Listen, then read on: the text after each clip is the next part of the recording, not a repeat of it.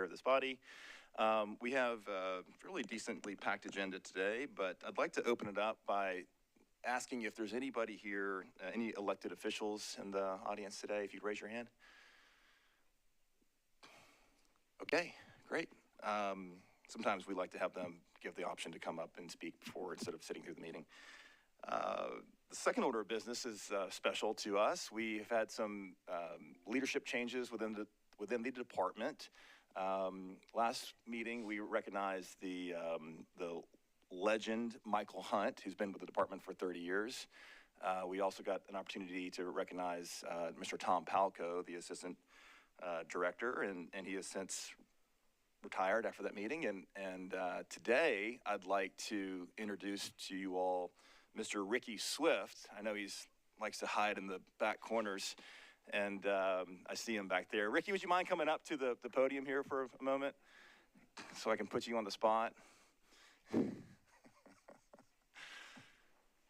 And the department has made lots of, I think, great improvements over the years and personnel changes, and it's always great for our commissioners to meet and recognize those who have stepped into new roles. Would you mind coming over to this podium and introducing yourself, where you're from, where was hometown, and how long you've been with the department, and anything else? Okay, good morning, everybody. My name is Ricky Swift. My hometown, I'm from West Tennessee, a little town called Brownsville, right there between Jackson and Memphis.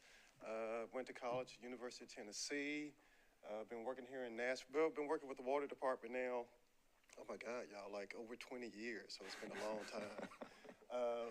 Very excited, very glad to be here today, very excited for the new responsibilities and look forward to working with you all here and seeing the things you all do today. So. Wonderful, Mr. Swift. It's great to have you in that role. Thank Step up.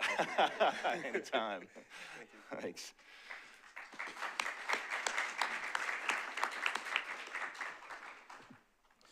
All right, with that, I'll dive right into the agenda.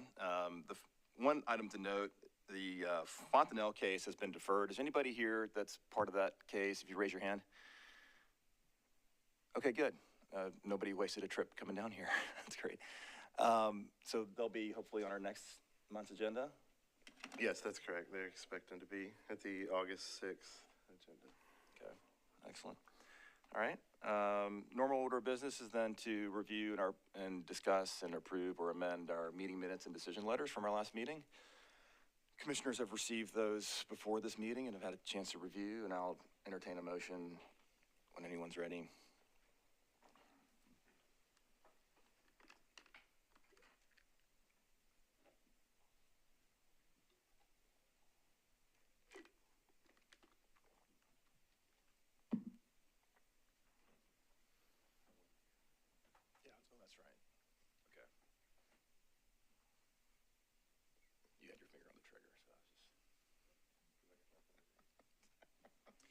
I'll make a motion to approve the minutes and the decision letters as submitted.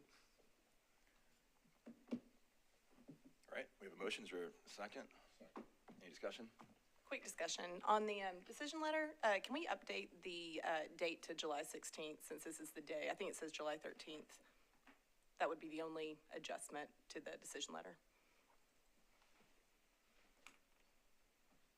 Let me see. I'm pulling it up now.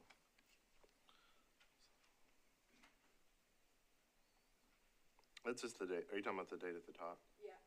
That's just the date it was written. It was written. Okay. But I'll be happy to update it.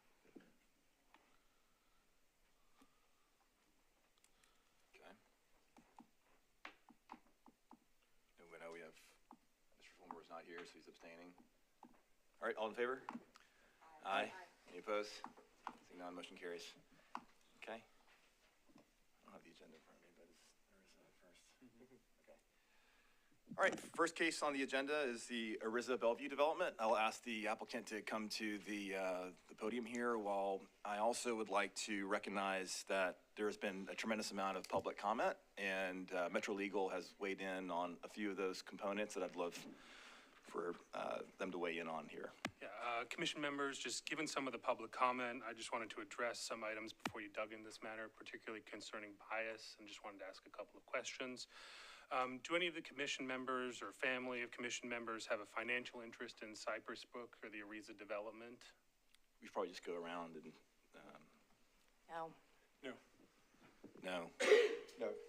no, Do any of the commission members feel that they're biased either for or against the developer and as such unable to make an impartial decision on the matter in front of them? No, but I would like to take this time to disclose that I am on the board of a commenting agency, Harpeth Conservancy, but I do not believe that that biases. I was not part of those comments nor privy to those. Thank you. No. No. No. no.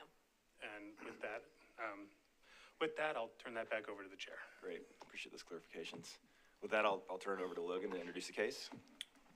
Opening statement to the applicant. If you are not satisfied with the decision made by the Stormwater Management Commission, you may appeal the decision by filing for a writ of certiorari with the Davidson County Chancery Circuit Court. Your appeal must be filed within 60 days of the date of the Commission's decision. You are advised to seek the independent advice of legal counsel to ensure that your appeal is filed in a timely manner and that all procedural requirements have been satisfied. Case number 1 on the agenda, 2026-00001, Ariza Bellevue, at 1084 and 1080 Morton Mill and 7820 Coley Davis Road.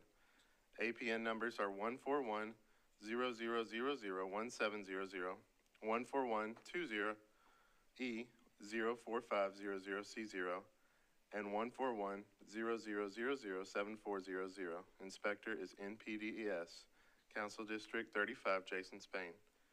Applicants request disturbance of the floodway and buffer to construct a 12-foot impervious greenway path and mow strip for maintenance as required. Disturbance of the floodway and buffer to construct a vehicular bridge at an angle greater than 15 degrees and within 1,000 feet of a pedestrian crossing. Appellant is Cypress Brook Coley Davis, GP, represented by Pape Dawson. Comments, Stormwater staff. The previous variance, SWMC 2024-00022, was granted on November 7th, 2024, and expired after 1 year on November 7th, 2025. The original variance comments were, proposed mitigation consists of allowing the Zone 2 floodway buffer to naturalize/remain undisturbed and planting of trees in the buffer. The Zone 2 buffer conversion may be impacted by potential sports fields. The latest mitigation plan utilizes larger diameter trees versus bare root seedlings, which satisfies our original staff comments re seedling survivability. Project has obtained a conditional letter of map change through FEMA. Since the original variance, the conditional letter of map change has now been approved through FEMA. Codes, no comment provided. Planning, no comment provided.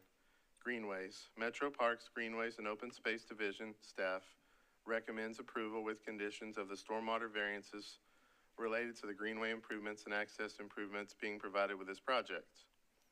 Greenway staff has been engaged with this applicant since 2021 and has provided feedback regarding the applicant's plans to include an extension of the Harpeth River Greenway across this property to connect with the Morton Mill Greenway segment and the Harpeth River Park Greenway segment.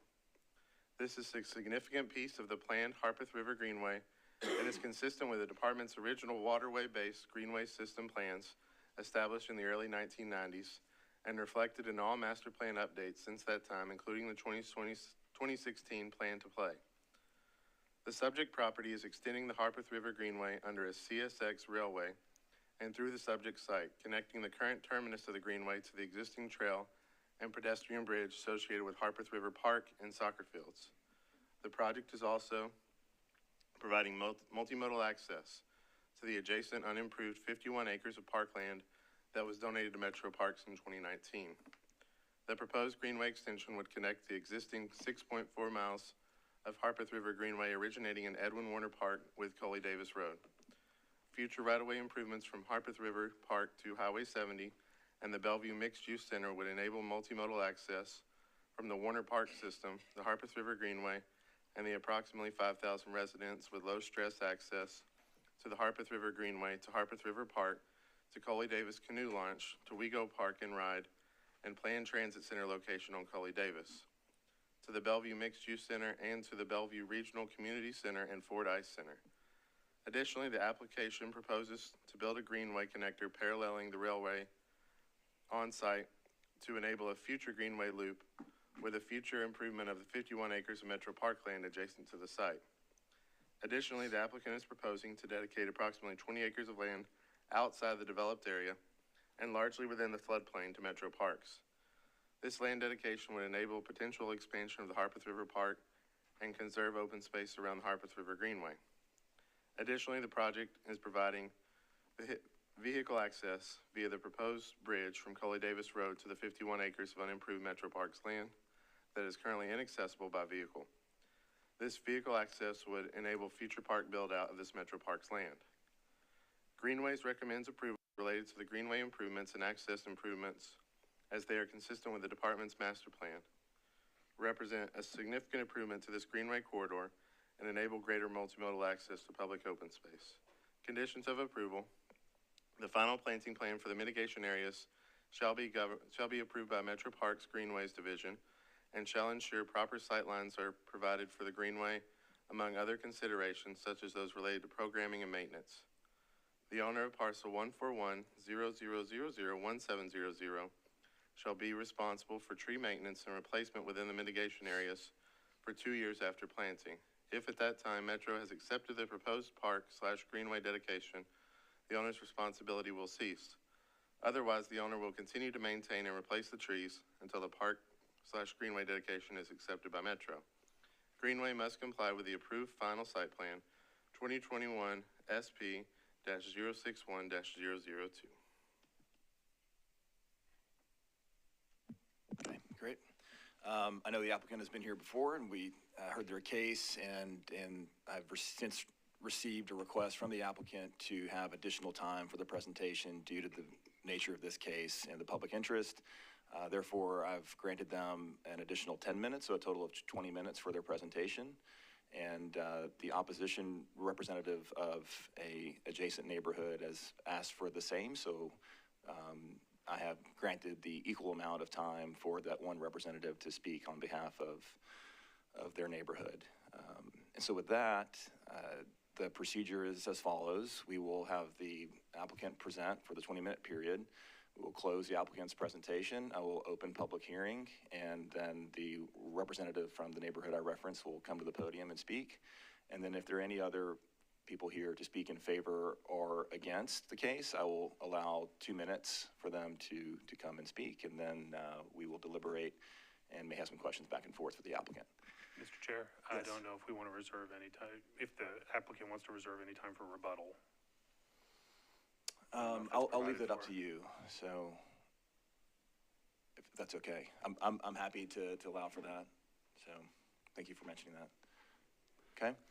All right. Mr. Chairman, so, thank you. Of course, and with that, I'd like for you all to introduce yourselves, and then I'll start the clock after the introductions.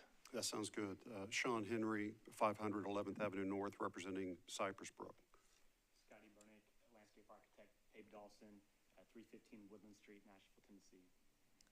Brian Ralston with Benish, the hydraulic engineer on this, 2115 Buckskin Court, Spring Hill, Tennessee. I'm Daniel Mota, principal with Cypress Brook Company. Mr. Chairman, we absolutely would like to retain 2 minutes for rebuttal at the end. We don't see a clock like we normally see up here, so we're going to do our best at staying within that 20 minutes, but it may be a little challenging without the clock. That's fine. I'll give you a warning at 5. Okay, thank you. Okay. Thank you. So why are we here? It's important for you to understand how complicated this development site is and how our client reached out to staff in September of last year trying to determine what do we need to do in order to preserve the variance that we received before it expires on November 7 of 2024. The response to that was because our client was working toward the grading permit that the note would be inserted into CityWorks, which it was, that the variance is extended to November 7 of this year. So the staff was able to administratively do that because they're working on the grading permit. We learned 4 months later that this body is the body that needs to extend that variance, and staff could not do that. So once we learned that in January, we immediately tried to get here as soon as possible. Here we are in July, not through any fault of our own. What's important is that Cypress Brook, as a developer, has been actively and diligently pursuing this project from the get-go. They haven't stopped. You're going to hear in a moment exactly all the accomplishments they've made since we were here last. And I think that's very important for you all to understand. We've not been sitting on our hands. We've not been idle. This thing's been an active project. The slide in front of you now really just sort of paints a perfect picture that the greenway system in Bellevue, this was the first greenway system installed in the entire city. This project involves the extension of a greenway, the missing link there in the dashed area to an existing greenway that's on adjacent property. And so that's an important part of why we're here, obviously. If we go to the next slide, I'd kind of like to dive into basically the legal framework for why we're here. Starting with the Metro Code of Laws in Title 15, Section 1564-170B, there's 3 items that the Metro Council placed in the code that are pertinent here. 1, water-related features such as bridges.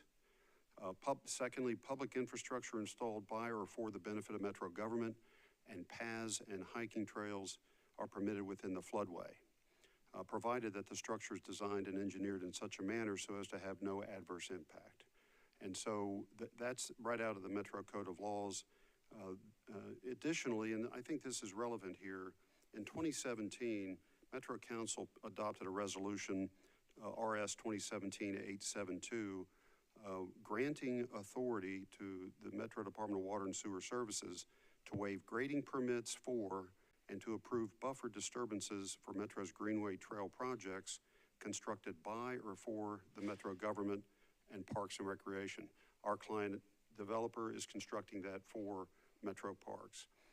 That resolution is a piece of public policy that's relevant here today, and the framework of that is then carried over into this table, which is straight out of your Stormwater Management Manual.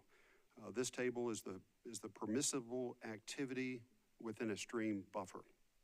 And again, we've got 2 items here, the Greenway Trail and the road crossing across the Harpeth River, which is the bridge, and that will become a river. The reason we're here is because Metro Parks, and this table does not reference this table limits the administrative approval to a mulch trail 5 foot wide. The Metro Parks Department no longer builds or accepts trails that are mulch and 5 feet wide. It needs to be ADA compliant. It needs to be a solid surface. It needs to be 12 foot wide to accommodate pedestrians, joggers, bicyclists, and I think e-bikes are even allowed now. So our client is building exactly the trail that is the new specification for Metro. This table doesn't reference that. So that's the reason we're here on that. If Metro was sitting at this table, they wouldn't be asking you for this permission because that resolution authorizes the staff to approve it anyway. But we're here on behalf of Metro Parks. The bridge, regarding, there's a minimum distance of 1,000 feet between another crossing. The Greenway has a crossing, existing crossing for pedestrians that's less than 1,000 feet upstream. Additionally, the bridge itself can be approved so long as it's not skewed more than 15 degrees. That bridge begins, thanks to NDOT, not knocking them, but this is important. Our street intersection should be 90 degrees. That's the safest way to have a street intersection. Coley-Davis Road is our access point. That bridge has to hit Coley-Davis Road at 90 degrees. When you start there and come across that river, there's really no other place to land this bridge, and Mr. Burnick will speak to that in just a second. The foreseeable, the feasible, whether there's feasible alternatives to the bridge design. You've got complications and restrictions because of the CSX Railroad, soccer fields to the east, and the curvature in the river itself. So there's very little wiggle room, and the bridge has been positioned exactly where it can only go. I'm going to turn it over to Scotty now. Thank you. Yeah, good morning. As Sean mentioned, we're requesting the 2 variances for the public multimodal bridge as well as the Harpeth Greenway Trail. Both of these are for public use. Both requests are identical to what was brought before in 24. Both bridge and trails are of permissible use. For context, this is the preliminary SP plan that was approved in 2023. Metro incorporated a number of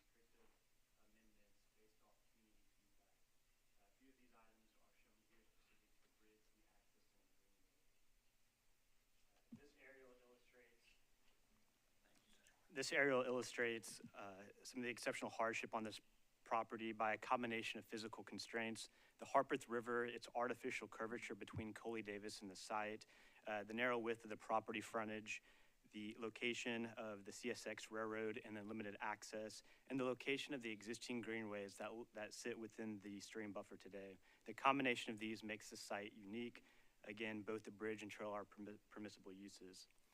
As this slide shows, this is a condition where the river was artificially curved closer to the site for the construction of I-40. So why are we back? Since the approval, we've been actively coordinating with these agencies. This coordination takes a lot of time, We've coordinated on a federal level to get a FEMA CLOMAR, met with the U.S. Army Corps of Engineers, the U.S. Coast Guard, the U.S. Fish and Wildlife. At a state level, we received an ARAP that was reissued as an individual permit, met with the TWRA, with TDOT. At a local level, we have a final SP and a grading permit pending this hearing, and we received ADA approval. Regarding CSX, there's a private crossing agreement and a utility crossing agreement that have been signed and executed. CSX, there's also a public crossing agreement that has been approved by CSX and pending Metro signature. HVUD has approved the plans and TVA issued a letter of no objection. There's a list of completed environmental studies done to date. Since our last meeting, we've conducted a salamander mussel habitat survey, which showed no effect on their habitat. Since 2024, we've had one more public hearing with TDEC as part of the individual ARAP permit. So here are the two variances that we're discussing today: the missing link of the public greenway shown in green below, as well as the multimodal public bridge crossing shown up above green with a little bit of gold hatch. The private development up above is not requesting a stormwater variance. The first stormwater variance is specific to a buffer disturbance to construct a public greenway trail that connects to the existing paved greenway terminuses. A 5-foot mulch trail is allowed, though it doesn't meet the intent of Metro Parks and is not ADA accessible. We're also requesting a 5-foot mow zone with a no mow zone buffer beyond that. A significant mitigation, including, most importantly, a design that achieves a no rise in the flood height. There's no uncompensated fill in the floodway or the floodplain. We're providing over an acre of a no mow zone. We're removing invasive species, planting over 4 acres of riparian mix, planting 142-inch trees, and providing 200% of the tree density unit coverage for the land being dedicated to Metro. Again, this request is identical to what was brought before you in '24. Here's the master plan going back 2 decades. That gold dash highlighted area is the missing link in the greenway that we're bringing here before you today. So what would this missing link look like? It's a 12-foot wide impervious trail that is ADA compliant. It would have a safety canopy below the CSX trestle. Both ends of the greenway would connect there on the left to the existing greenway and within the easement of the Harpeth Crest subdivision, and then on the right near the public pedestrian bridge. That path is chosen based off flexibility for Metro in the future and based off the CSX alignment that they would approve through their right-of-way. Again, identical to what you all saw before. I'm going to skip over these. These are some technical drawings for the CSX, the safety trestle. Out of respect for time, we'll skip through these, but those were designed with parks and to make sure there was a no-rise design. You're at the 10-minute mark, just FYI. Thank you. Moving on, you're about to see an example of the 12-foot wide greenway with the 5-foot maintain, the no-mow zone beyond. We will be planting the 142-inch trees in the no-mow zone area beyond. Here on the top right and the bottom left is what we're proposing still. It's identical to what was approved in '24. This is in conjunction with Metro Parks to meet their standards to be ADA. A variance is necessary to comply with the ADA standards and to connect to the existing terminuses within the stream buffer. We did look at alternative options presented previously. Ultimately, these were not chosen. They did not provide enough flexibility for parks. And as mentioned, regardless, a variance is requested and required to connect to the existing greenways. There's an image here of the CSX safety trestle below the rail line.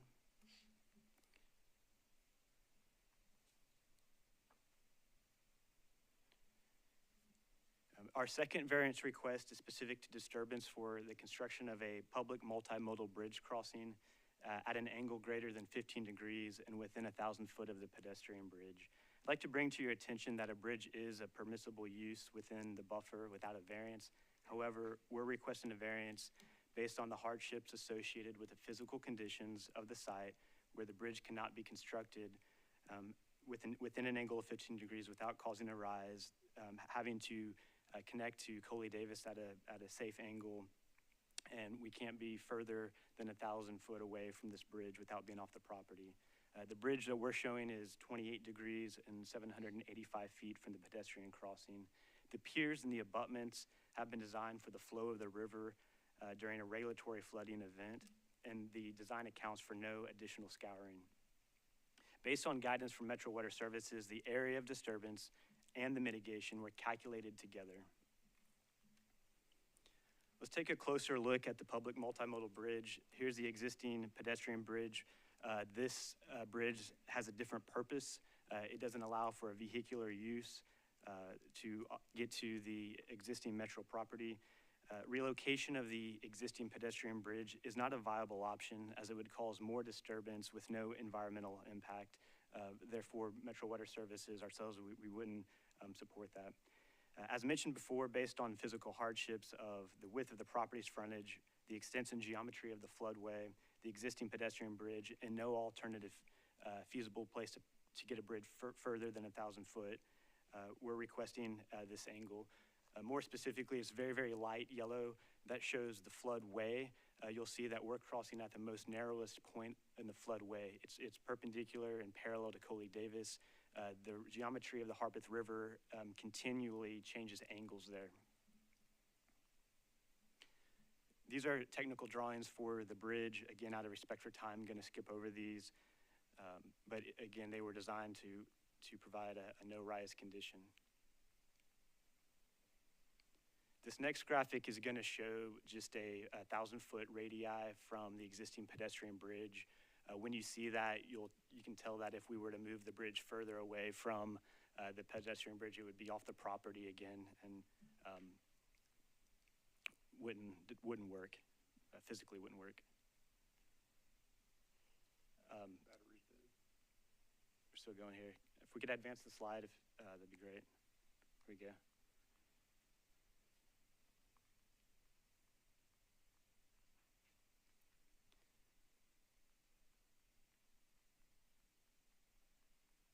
A lot of technical drawings. Again, there's the graphic I mentioned. We did study two alternative concepts within the 15-degree skew. These caused adverse impact and caused a rise. Therefore, we are showing the preferred alternative on the left. That's what we have before you, and that was approved before. This slide shows the hydraulic models confirming a no rise 0.00 across all models. On the right is the FEMA Clomar letter. That summarizes the variances. Let me quickly touch on mitigation. There's over 7 acres of mitigation versus a 2.6 acre of impact with all of the similar mitigation pieces I spoke about earlier. This is a cross-section at the midway point between the trail connections, identical to what was presented before, the mitigation before. Here's a cross-section with the existing greenway that sits today with an enlarged plan showing the mitigation. We removed an option of a temporary crossing based on opposition concern. Previously, we had a temporary crossing that would allow for a means and methods to construct the permanent bridge. Based off that concern, we eliminated that altogether. As a result, the acreage has not changed from the disturbance. The shape of it has slightly adjusted. Instead of being over the Harpeth River, you'll see it bumps up a little more against Coley Davis. That's for staging. That's required when we are going to construct a bridge from both sides without having a temporary ability to cross. This is a comparison that shows what was approved in 2024. In yellow above the Harpeth River, you'll see some hatching. On the right is what we're proposing. We've eliminated that. That shape has grown slightly against Coley Davis for staging. Again, no change to the disturbed or the mitigated acreage.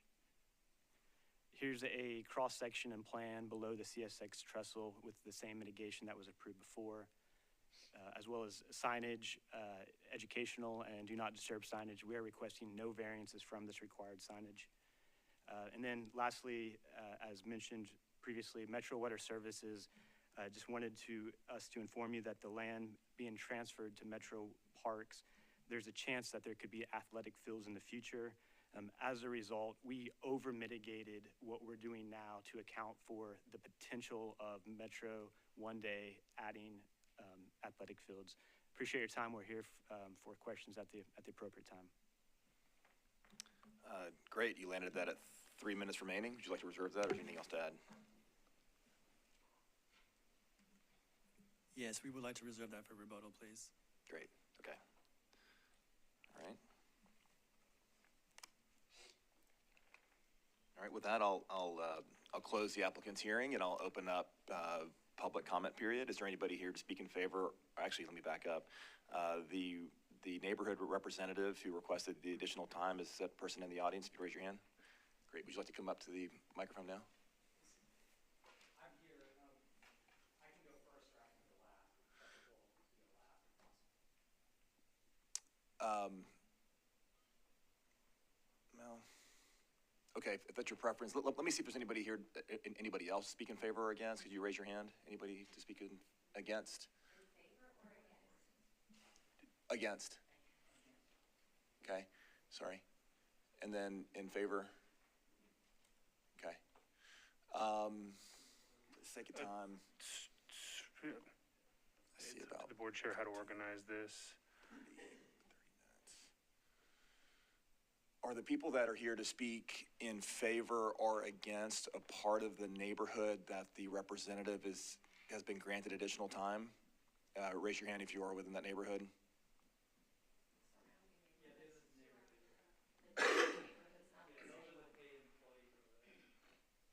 Is there anybody that's within the neighborhood, if you raise your hand, that's part of that neighborhood that Mr. Schultz is presenting on?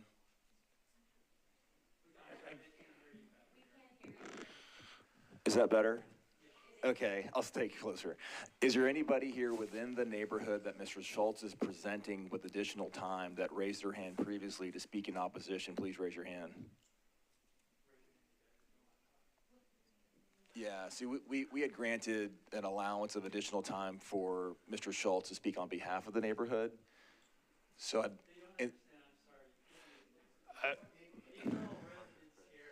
Mr. Chair, I think Harpeth Crest.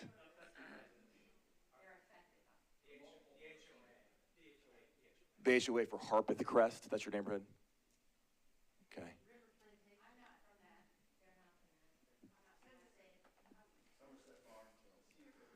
Okay. So I'll ask the folks that are part of the Harpeth Crest neighborhood who raised their hand previously, if you don't mind allowing Mr. Schultz to speak on behalf of your time, since we granted him additional time.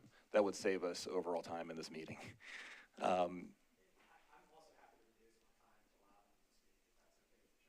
Okay, would you reduce it back to 2 minutes? 10 minutes?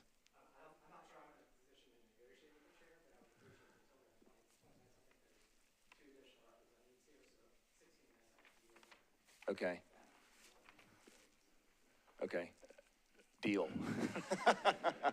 Okay. All right. I'm happy to make that for 16, and then we'll have two more people speak for the additional 4 minutes at 2 minutes each. Is that clear? I'll take a nod ahead. Okay. Yes. Yep. 2 minutes each. Cool. And I'll say, Mr. Chair, we also do have those in favor of the project, so it might right. structurally be beneficial to give them the 2 minutes at the beginning, just so you have them in one block. They'll have 2 minutes each. Yeah. Yeah. However you'd like to do that. You're saying to bring them in first? Bring them in first, bring them in after, but let them speak as one Correct. in order. Yes, I'm with you. Okay, I'll have the people that are here to speak in favor come first. So I'll take the first person to come to the podium here and introduce themselves. Is there anybody here to speak in favor of, I saw some hands earlier. Are you interested in speaking? Okay, would you mind coming to the podium here? And I'll ask you to introduce yourself, your address, and make sure the button's already pressed. Thank you. And just for clarification, they'll have 2 minutes each. They'll have 2 minutes each. Thank you. Good morning. My name is Richard Ziegler. I live at 110 19th Avenue South in Nashville. I relocated to Nashville in October of 2024. My wife and I chose Nashville because it's a progressive city with wonderful entertainment and recreation options, live music, Preds, parks, bike paths, all of the lifestyle that Nashville offers. I have known this developer, Cypress Brook, for nearly 20 years. I have worked with them on other projects. They're a great developer. They build first-class projects. I have no ties to this specific project. I have no financial interest in this project. I've been watching this progress since I moved here, and the way that Cypress Brook has addressed the myriad challenges, the railroad, the river, the bike path, the bridge, it speaks to their creativity, their fortitude. This project would allow a key step to create one of the best bike paths in the country, to put in the missing link there under the railroad along the river.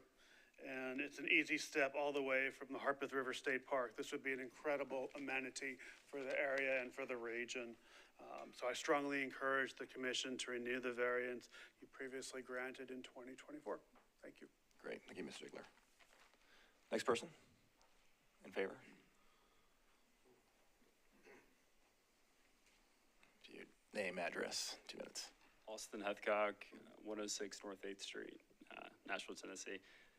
So I've worked with Mike and Dan and the team since 21, maybe 2020. This project specifically, I feel like we've had several meetings, from the initial discussion about zoning to now stormwater and different variances along the way. I feel like every moment that this developer has an opportunity to work with the city and address any issues, they have. And it's just a testament. I mean, we work with a lot of developers across the country, and most people don't have the commitment and patience. And I think it's just a huge testament to everything this group's doing to put a really valuable product together, but then also work with the city to deliver what can be a benefit for the community, just with the bike path, with the Greenway Trail, with the bridge, everything that they're delivering for the community. Great. Thank you, Mr. Heathcock. Next speaker.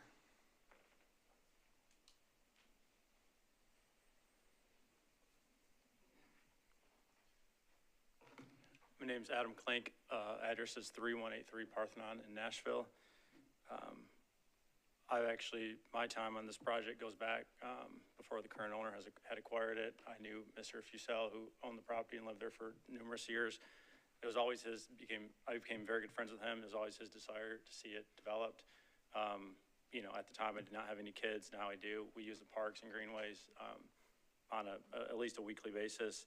So I think the ability for this project to come to fruition and use essentially, private money for a public benefit, I think is incredible. Currently it seems like there's some public parkland that's inaccessible to the public. This would be a way that we would all gain access to that, which without this private funding, who knows when that would happen. I think overall development is good. I think it helps bring any housing to the city, helps make other housing more attainable and more residents the ability to come to Nashville and start families. Trying to think what else I have to say. That's really it. I use the greenways quite a bit, and would love to see this variance reinstated. Great. right, is anybody else to speak in favor? Raise your hand. Seeing none, I'll take the first person to speak in opposition. It can be any. I don't have the benefit of a PowerPoint. Could I distribute Sure. that Yep. handout? No problem. This is something I emailed the commission this morning because I was up last night looking at the hydrology for this project. My name is Jim Rossi. I live at 7704 Scenic River Lane. Good morning and thank you. A variance can't be granted unless you determine the granting of variance doesn't result in increased flood heights. You must make this determination under the applicable legal standard based on the evidence that is available to you today. What's the applicable legal standard? In addition to FEMA guidance, which suggests no rise means no rise at any location, right, that can be identified in the technical data. Metro Code 1564-120 requires no material increase in flooding, no adverse impact, including but not limited to no rise in the 100-year elevation. Stormwater Regulation 5561 requires an engineer's certificate with supporting data of no increase in flood levels during the base flood discharge at any cross-section in any run. The standard is 0 at all locations. No de minimis tolerance, no averaging, and no Clomer exception. And importantly, the Stormwater Commission and the applicant referred to FEMA approval of a Clomer. Technically, FEMA does not approve a Clomer. FEMA offers comments on the Clomer. This is not a permit or an authorization. The responsibility to determine no rise is Metro's, not FEMA's. And you can't sign off to FEMA making the decision for you in a process of processing a Clomer. The applicant bears the burden of proof. Evidence presented during the Clomer process and after the last variance was granted, which is the 325 Benesh H&H study, does not meet this burden. That study's been available to the commission, and I discussed it in my written comment. The applicant's claim of no rise in that study rests entirely on Table 5, which they presented to you in the presentation. This is the unencroached profile. It shows small decreases. But the base flood is run twice in the study.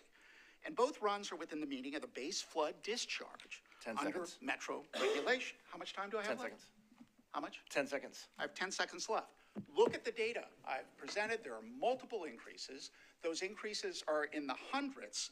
But let me just make a basic point about this. These rises might seem as small numbers, but the applicant can't selectively claim precision where it works to its advantage with decreases and ignore it elsewhere where there are increases. If the model's reliable to hundreds, the precision of its own certified decreases in Appendix D show that no rise certification fails. If, on the other hand, the hundreds are just noise or within the errors of the model, the decreases in Table 5 prove nothing. Thank you. Thank you.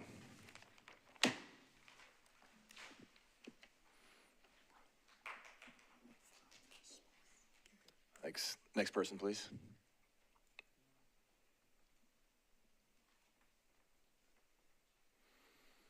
Good morning. I'm John Michael Korn, at 2110 Willamette Drive in Brentwood.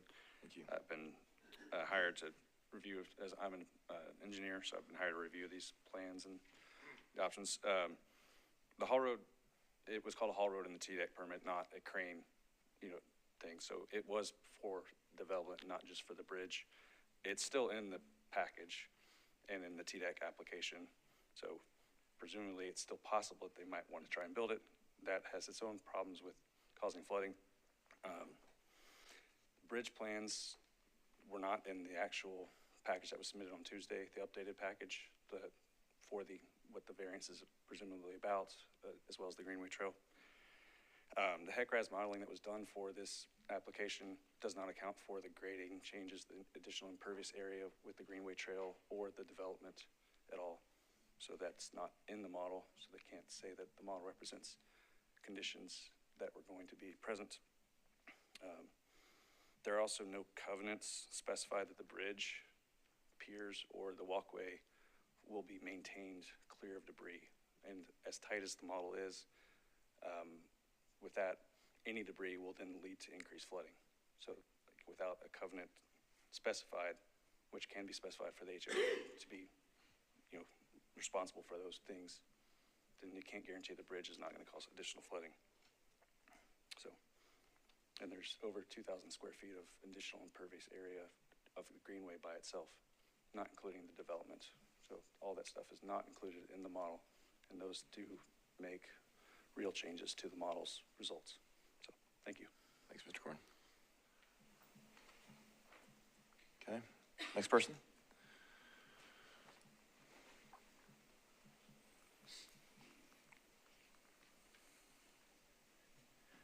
Good morning. I'm Ryan Jackwood, 410 Westfield Drive, and I'm the Science Director for the Harpeth Conservancy. Previously, the applicant has referenced a temporary bridge, and I appreciate that they have claimed that they're not going to use that anymore. I would request that it be removed from any of the application's material or referenced at all in the, to ensure that it will not be built at all. And then I would also ask whether or not the new staging area that is being used for the construction was included in the model and whether that was also considered for the no-rise decision. Thank you. Thanks. Next person.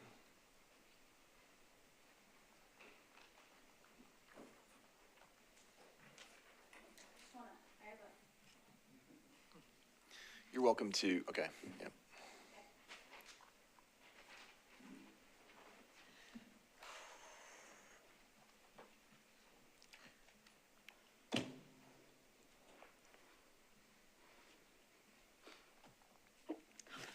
I might need a minute.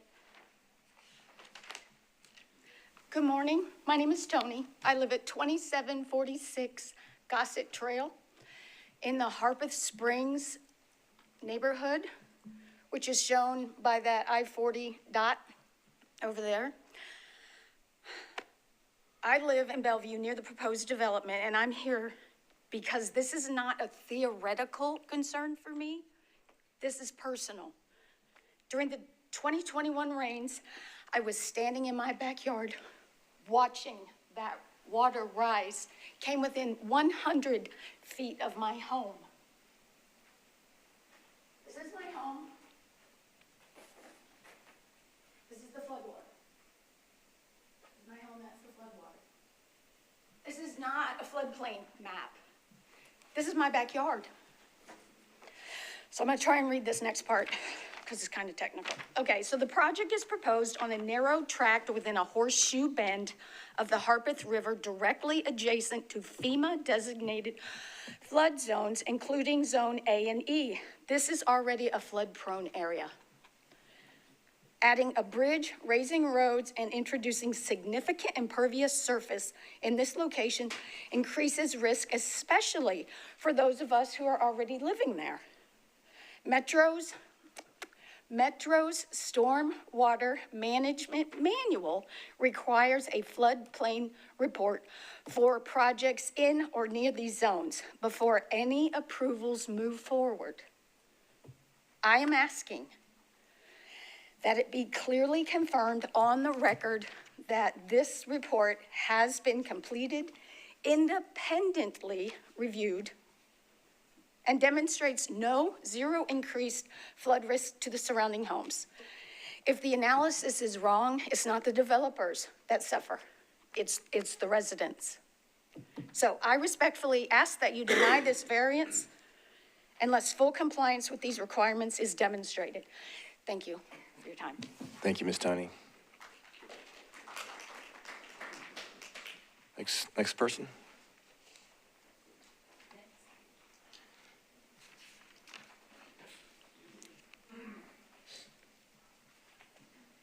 Good morning. Hi. I'm Richard Britton. I live at 1204 Summerview Cove, which is in the Somerset Farms subdivision right next door.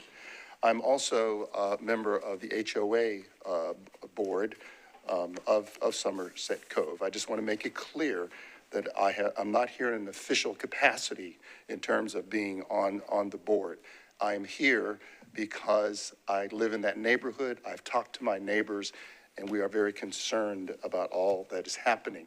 And so I just clearly want to ask that you deny the request for the variances. And I base that on what has already been said by my neighbors. Thank you. Thank you so very much. I appreciate the time. Thank you. Next person.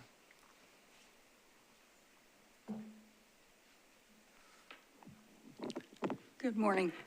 My name is Ann Gwynn. I live at 1060 Todd Priest Drive, which is in River Plantation, Section 4. I come with none of the statistics, so you can chill about that. I come with a personal experience. Then my official capacity is I'm a human being. That's what I come for. 16 years ago, we had a flood. There were 6 feet of water in my home. And some of you heard me speak about that a few years ago, maybe. I'm 5'1", and so 6 feet is significant in my home.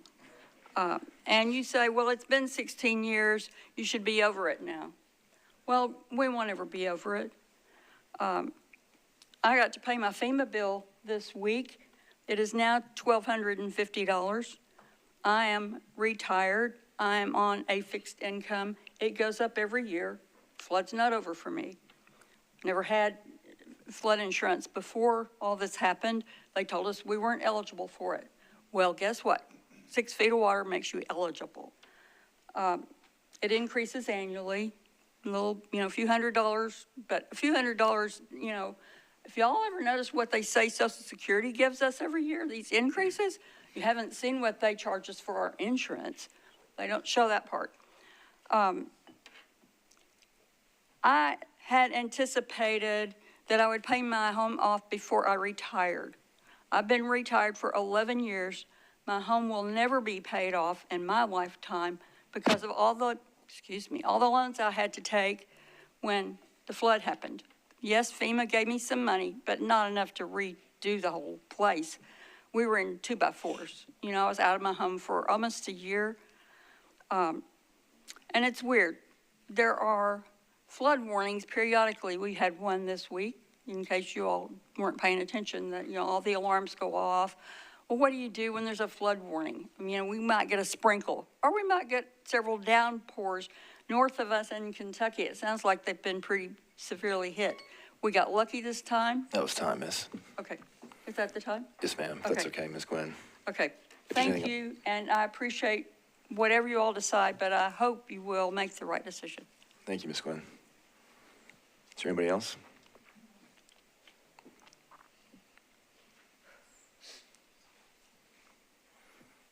I am not a public speaker. I'm very nervous, and I may cry. And we don't, My we name don't is- bite. So, Pardon? never mind, I was making a joke. My We name don't is bite. Teresa Caceres. I lived in Nashville in 2010, and I know exactly what the former speaker was talking about. I lived very near Harpeth Bend, and it was totally flooded. But that was 2010. I moved away, and I was gone for 8 years and moved back in 2019. I specifically chose River Plantation, but I live in a very high spot in it. But I'm a former competitive runner and cyclist. I use the greenways and the parks a lot. And so the first thing that's why I wanted to be where I am now. But in the spring of 2019, there were significant rains, and the area that flooded in River Plantation very badly in 2010 came very close to being flooded again. There's a low-lying area near the river, and that water filled up that low-lying area almost to the point where it was over the crest and onto the sidewalk, where people like this lady's home flooded with 8 feet of water in 2010. So in 2020, again, and I've documented all of these floods with photos. I go to the greenway, I can't run because there's an area where the greenway is accessible from footpath onto the greenway, and the river floods that low-lying area very often. So 2019, 20, 22, 25, significant high water all along the greenway. It has to be cleared of mud, and the homes are very close to flooding again. 10 seconds. But one thing about that river, the bridge where you're going to have to connect again, the picture that we saw looked very much like the crossing under the bridge at Old Harding Road. If you go to the actual spot, the support for the railroad is practically in the water. So there's not going to be an area to go around it unless you fill in the river or somehow support a greenway. Thank you. That's time. Okay. Thank you. Thank You did a good job. Thank you. Next speaker.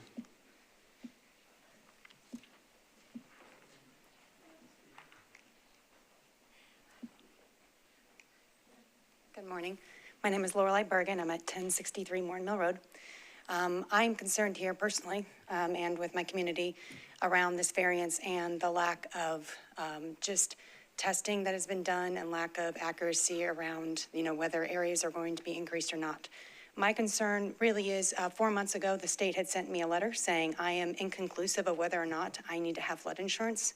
That is a very big concern of mine because in 2010, my home, the water came up about 3 inches to my crawl space. So that variance would push me potentially into needing flood insurance. I've looked into it. It's close to $6,500 to $7,000 a year. I would like to know from the developers if this variance actually does impose on people that are right on the cusp, what they're going to do when people's homes are then forced into having insurance. That's a very big deal. This is not just me, it's my other neighbors as well. Okay, so yes, we recognize that on Morton Mill there was flooding, but anyone that was on the cusp now had to be forced into that insurance is not fair. And someone needs to be held accountable. I also can say that I've seen firsthand that where they want that variance, where the trail is going to be extended, is in our retention area. The flooding there is horrendous. It's nothing to bark at, and I'm going on record to say that I will be here when that day that trail that's underneath that bridge gets washed away. Not once, not twice, but 3 times. I'll see it and I'll watch it and I'll sit here and say, "Yep, remember when I said that?" Because it will happen. That area is so aggressive. So any variance that needs to be requested needs to be sound.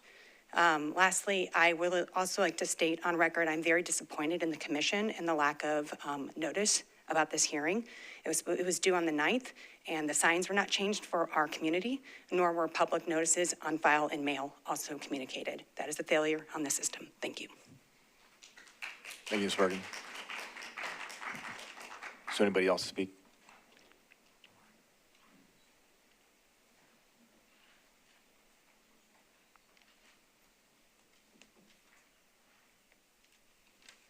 Good morning. Morning. My name is Martha Qualls, and I live in Somerset Farms subdivision. I've lived there for over 30 years. And I was not flooded, but some of my neighbors on the lower end was flooded. They came and stayed with me. I let them in my home. We had no water, no electricity or anything. I gave them my bed to sleep in. I slept on the couch. I think this, I'm talking today to object to the variance requested by the Azalea project. And I'm urging you to deny it too. This request isn't exceptional hardship as it affects other people. Granted, the request will likely impinge on other people's and their rights. We all have rights, and some of them have been not accepted, but anyway, there is no easement agreement with the Harpeth Crest HOA. I would like for it to stay the same. I don't want to have a flood again, and it involves safety and other people. Somerset Farms only has one way in and one way out, and with that flood, nobody could go to work. I missed work 2 days. And I just don't want the flood again. Thank you. Thank you, Ms. Qualls. Anybody else to speak in?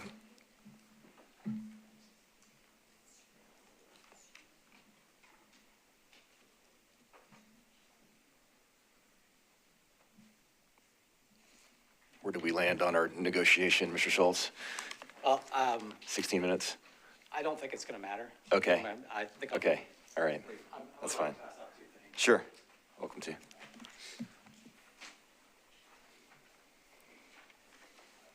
Thank you. It's okay.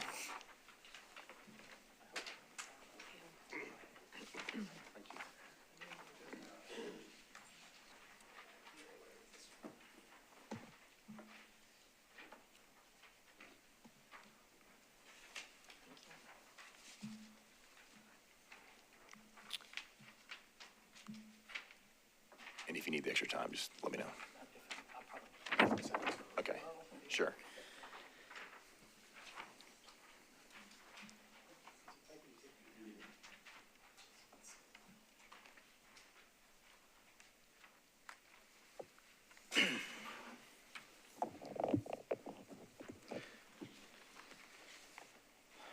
My name is Devin Schultz. I live at 7348 Riverbend Road. I am the president of the Harpeth Crest HOA. I'm a resident of the HOA as well, obviously. Thank you for your time being here. I appreciate it. You've heard from a lot of people this morning, and I think what you've heard, to sum it up, is that we're on the margins here. We're very much on the margins. A lot of people are on the margins. And in the public comment that I would refer to you and incorporate into this comment, what we learned was in 2024, when Metro certified to FEMA that the community floodplain standards would be met, Mr. Lindsay had not even reviewed the flood study because there was not one to review. And we were shocked at this, and so I submitted multiple public records requests to obtain the information. And what we learned from those requests was what we feared, is that he said it's in the public comment, but Mr. Lindsay didn't review the flood study before he certified to FEMA that the community standards would be met. The standards that we live under here in Nashville are stricter than what FEMA requires. In 2010, after 26 people died in the flood and billions of dollars were lost, Metro saw fit to change the restrictions for the community. And they said no rise. No rise means no rise. It doesn't mean 0.001, it doesn't mean 0.0001, it means 0.00. You heard from Mr. Rossi talking about that the study shows that there are increases in some instances or some locations. We have not seen, and I don't believe the commission has seen either, a certificate of no rise. If Metro has one or the applicant has one, let's see it. Let's see it today, so we can put that to rest. But without seeing that, the community has no idea what is going to happen. And with that, I'd like to refer you to this page C1.1. This is from the applicant's own materials. And it's the legend is on the right-hand side, and you'll see that the purple is marked proposed floodplain. That railroad track is the dividing line between their property and the HOA's property. You will see that there is an increase on our side in proposed floodplain. Those purple lines are on the HOA's property. In fact, I've written number 1 on the lower left-hand side there. That's Kevin Smith's house. Kevin Smith's property that's within the 100-year floodplain.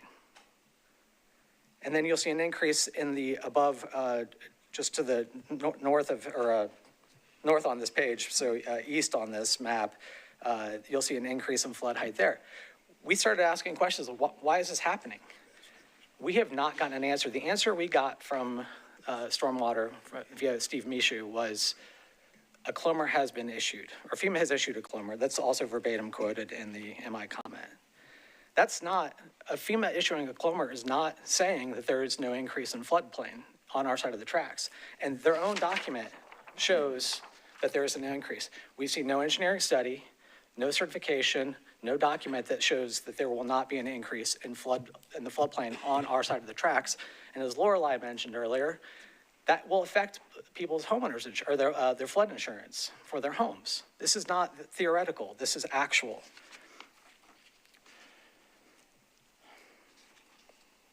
So we bear the risk on this. We don't have the money We don't have the lawyers, we don't have the engineers to, that a national development company has. They've given hundreds of thousands of dollars to political candidates. That's all, and that's what we just know about. We don't have that kind of reach. What we have is the risk, and what we have is the law. But the law you all need to have the courage to apply the law. One of those aspects of the law is the requirement that each variance have, in order to grant a variance, they have to show exceptional hardship. That is a legal requirement. It is not something that can be exchanged or weighed against community benefits. I think I belabored that point perhaps in the demand for recusal.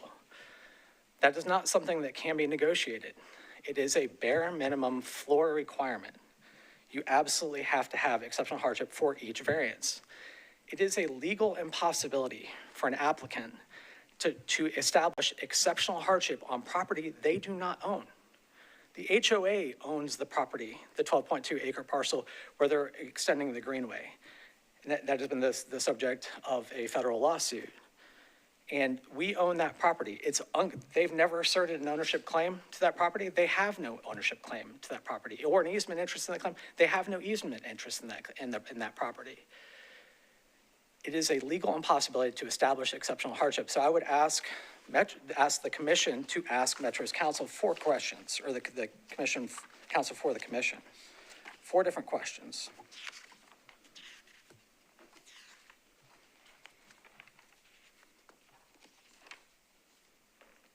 First, is exceptional hardship to the applicant a mandatory precondition to any stormwater variance independent of any purported community benefit? Yes or no? And just as a note, in prior meetings, different counsel, but in prior meetings, the answer of you've done it before is not an answer to the legal question. The question is it an independent requirement? Second question, must that exceptional hardship be specific to the property involved and to the applicant and not to the general public? 3, has Metro Water Services performed an independent, non-applicant funded hydraulic analysis and issued a no-rise certificate for this project? If yes, please produce it. 4, has the applicant satisfied number 8 of the stormwater variance application checklist? Yes or no? Stormwater, number 8 on the stormwater application checklist says that they must present an alternative site plan or a written statement at this meeting. They have to do that. Or they have to have had provided a written explanation as why it is not feasible. There is no written explanation as to why it is not feasible. Commissioner Camp and Vice Chairman Fuller specifically asked for that in the September 5th meeting. They did not produce it in the November meeting. It is still a gap in the application. They have not provided an explanation. And if they say it is a requirement, we have this requirement that we have to build this property this way, that is disingenuous. They lobbied for years to get this project exactly the way it is now. It's a self-inflicted hardship, or a self-inflicted constraint is not a requirement. They publicly endorsed this specific plan, the additional requirements for the plan in the council meeting. It's unambiguous that they supported every aspect of this plan. And now to claim that this is a requirement on us is just very disingenuous. And on the hardship question, we know that they don't have a hardship question. They don't have hardship specific to them. Why? Because they said so twice on the record on the September 5th, 2024 meeting. I'm going to read the quotes. This is obviously available on the YouTube video. You might have seen it. Counsel for the applicant said, the result of exceptional hardship here is on the public, not on the developer. Later in the same meeting, just a few seconds later, he said, again, failure to grant the variance would result in exceptional hardship on the public, not our client, Cypress Brook. That's an affirmative admission on the record that the applicant themselves do not have a hardship. And I would love to see what they have to say and how this could possibly establish exceptional hardship on the property they do not own. It's a legal impossibility. On the legal front, I think I was hopefully clear in my demand for recusal, but the disposition of the federal claim is this. The judge dismissed my suit, not on the merits. In fact, he found that I was likely to succeed on the merits twice, and once on a developed record. What he said was, the case isn't ripe, meaning you can't quite bring the case yet until or unless the Stormwater Commission grants this final variance, or these variances. He said that may be a foregone conclusion. He read the record, he read the quotes. He said it may be a foregone conclusion, or I'm paraphrasing that. He didn't say that verbatim. I want to be clear about that. But he expressed that in his order that it might be pre-baked. And that's my interpretation of it. And so that is the disposition. It was not dismissed on the merits. In fact, to the contrary. And that is the question on the easement for the property. I raised this issue twice before in my previous filings. The question about that property is Metro is claiming that they have an easement on the property. They plainly don't. And the record is, that in the matter before the court, the judge found, again, on a developed record, that I was likely to succeed on the merits of that question.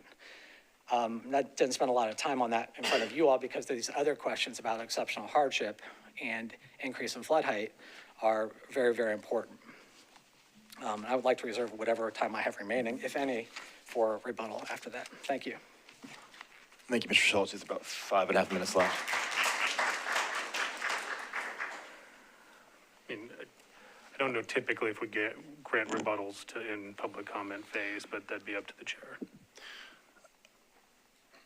Yeah, what I don't want to do is have a never-ending back and forth. I'm happy to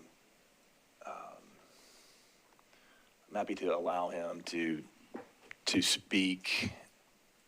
Oh, let me go back on this. So we're about to close public hearing. Well, before we do that, we're going to respond to the items that we've heard that the applicant will.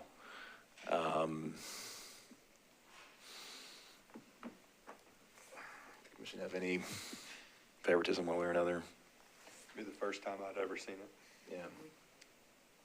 Yeah.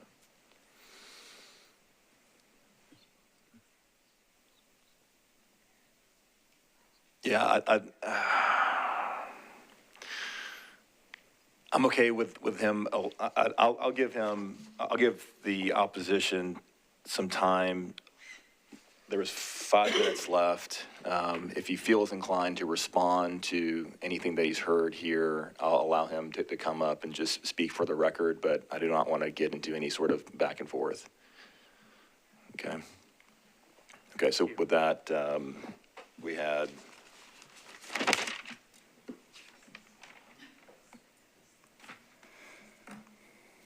about 2.5 minutes on rebuttal. Am I right? Tell me what, okay. 2.5. Mr. Chairman, I want to insert for the record, file for the record, the items that I previously referenced during our presentation initially. We certainly object to another round of giving the opposition an opportunity to rebut, but nonetheless, we'll accept your process here and follow that. We want to submit for the record the packet of information, everything, meeting minutes, presentation, all of the application materials that was originally submitted here 2 years ago in 2024. We want to make that part of the record. Mr. Ralston's getting ready to respond. He's also prepared a letter dated July 15, which addresses Mr. Korn and Mr. Rossi, who we've heard here in opposition today. We want to make that part of the record as well. Mr. Henry, I made a mistake, and Mr. Schultz was going to be last, but there is one more person here to speak. No?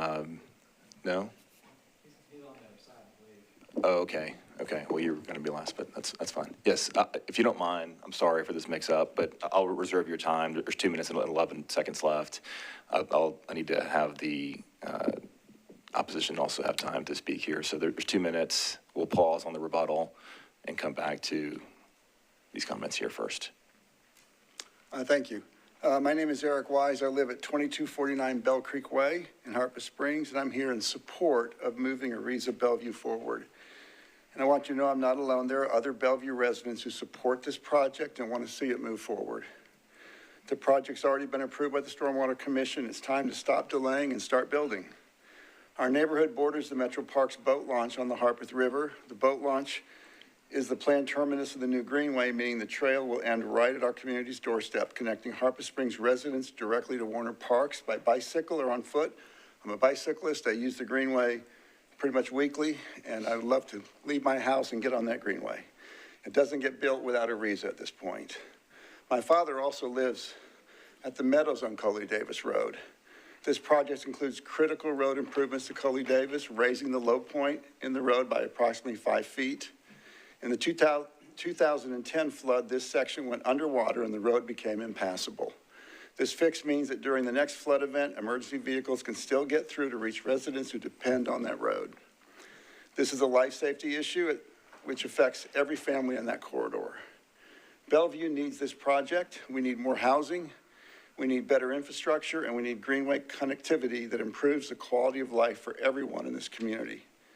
The Stormwater Commission has already said yes. I'm asking this body to honor that decision and move forward. Thank you. Thank you. All right, is there anybody else to speak in favor or against? Raise your hand, please. Okay, all right. Mr. Henry, I'm sorry about that, but I will restart the clock for 2 minutes, 11 seconds. Thank you. For the record, I'm not sure who I hand this to, but we need to submit this to somebody for the record. So yes, Ms. Don here.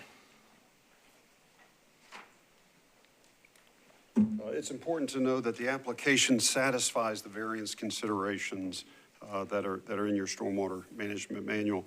There's been some complaints about the public notices were followed to a T. The fact that the mowing crews along Coley Davis Road might chop up some public hearing signs is not the fault of the developer in any way. In fact, I went out there on Saturday and the public hearing sign was still up at the canoe launch ramp parking lot, so it was there. Additionally, as I was headed down there, I noticed opposition signs that are in the Highway 70 right-of-way, public right-of-way. So what's ironic is we have people complaining about public notice for this hearing, yet we've got opposition opponents to the apartment complex who are posting signs illegally in the public right-of-way. It just makes no sense here. The irony is not lost on us. So I'd like Mr. Ralston to respond to the technical challenges. Thank you. I'll be brief so that we have a short time, but I want to touch on a few of the topics. All data regarding the improvements has been incorporated. There is no increase in the base flood elevation. That was agreed to by FEMA in a letter that was sent to all the map changes. The map changes are based on new topographic information, not proposed, right? It's out there today. The topography that's there is being incorporated, and that is the reason for the map revisions. It's my understanding that Kimley Horn is Metro Water's reviewer, and that they have looked at the model. And I also wanted to say about the blocked path. Everything for that path where the structure is going to sit was assumed to be blocked in the model itself. So any debris that got in there was assumed always to be there as part of our study. So I think that, and then with regard to the no-rise certification, it's our understanding that Metro Water's policy is that they accept the CLOMR as long as it shows that there is no increase in base flood elevation and that a no-rise certificate is not required. However, if it's included as part of your decision that you need that, it can be provided. I did talk through that. Mr. Chairman, we've got others here who can respond to any particular question the commission might have, but what's important here are 3 words: no adverse impact. Greenway, bridge. That's all we're talking about. We're not here talking about an apartment building. That apartment building is not within the floodplain. Thank you. Thank you. All right, with that, I'll allow Mr. Schultz to come up, but if there's only if there's information that we've not yet heard, or I do not want to have back and forth. This is a unusual granting. I'll have my pen up here, so I need to come back anyway. So, with respect to the public notice, Metro Code 1564-105, I believe is the code section, requires a mailing to everybody within 1,000 feet of the affected property and posting of signs within every 300 feet on affected property. I did not put the signs up that he's talking about. I had no hand in that. Don't know when it was done. That was not me, and it was not the HOA. There were the signs that had been posted signs for July 9th, not July 16th. Today's July 16th. There were no mailings about this meeting. There's not a single that I certainly didn't get one. The HOA did not receive one. The secretary of this commission referred to it as the July 9th was canceled, and then this meeting was scheduled as a replacement, but he used the word cancel. So this, as far as any action, the code says that the commission shall not take any action, I believe is the language, or approximately that, if public notice has not been provided. I've checked the signs that are on the HOA's side of the tracks. Coley Davis is on the other side of the tracks. I don't see those. I see the ones that are on our side. Dated July 9th, there's never been one that I have seen. I've checked it every day, at least once a day, and no sign for July 16th was posted. The Clomer as a substitute for no rise, that's a different standard. FEMA's standard is up to 1 foot. Metro standard is 0.000 ad infinitum. So that's a different standard. Substituting a Clomer for a no rise certificate is improper. And the commission has to make the decision based on evidence that it has in front of it now. Not that can be provided later. We've been here. We've done this. It has to be provided now. That is, on the Clomer, one other thing on the no rise is that somebody on the applicant's team referenced Kimley Horn. Kimley Horn themselves, and this is in my public comment, said that it's incumbent on Metro to determine that there is no rise in addition to everything it had done up to that point. And that was when I was digging around on the increase in flood height. I would really beg you to inspect that in my public comment and make a decision based on that. Thank you for your time again. Thank you, Mr. Schultz. All right. Mr. Chairman, very quick. You have heard no proof, you've been presented with no proof of adverse impact here today. The concerns expressed here today about future flooding, fears of future flooding, that's not material and substantial evidence that you can weigh against the application and the expertise that's part of this application. The gentleman that just spoke, they filed 4 lawsuits against my client and the Metro government. That's been part of the reason we've had delay in getting back in front of you. They've lost all 4 of those lawsuits. They will not stop. They will likely sue after this hearing. We're fine with that. We will defend that, and I know Metro will do a good job of doing it too.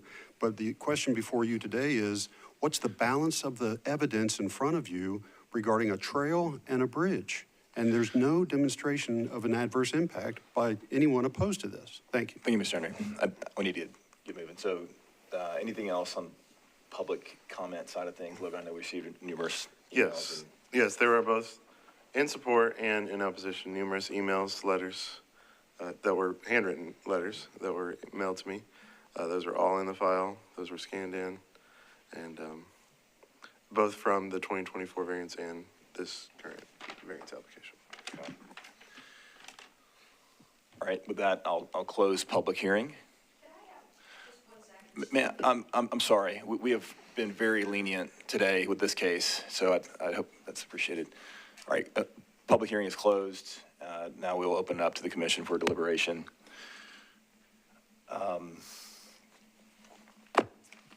I'll start off by, I want to make sure that the community's concerns, at least on the technical side of things, are addressed. We had talked about the no rise. We've talked about the amendment to the bridge and the elimination of the access road.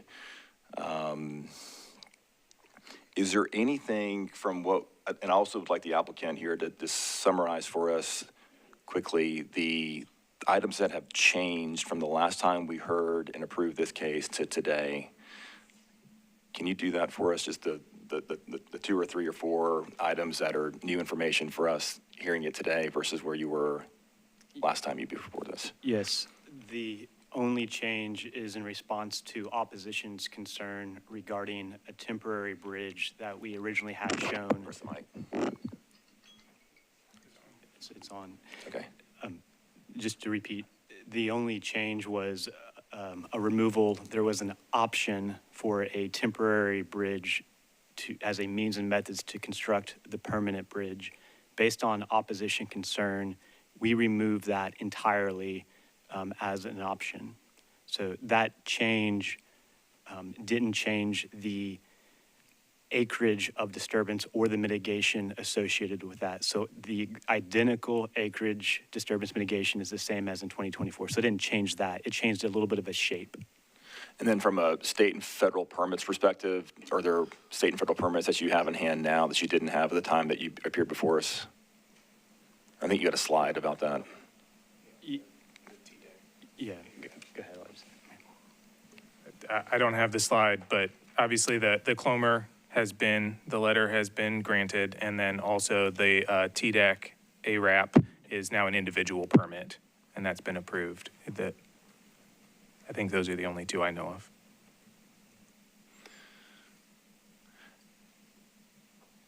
And then the reason for the delays and the expiry of this variance, can you give me that concise answer?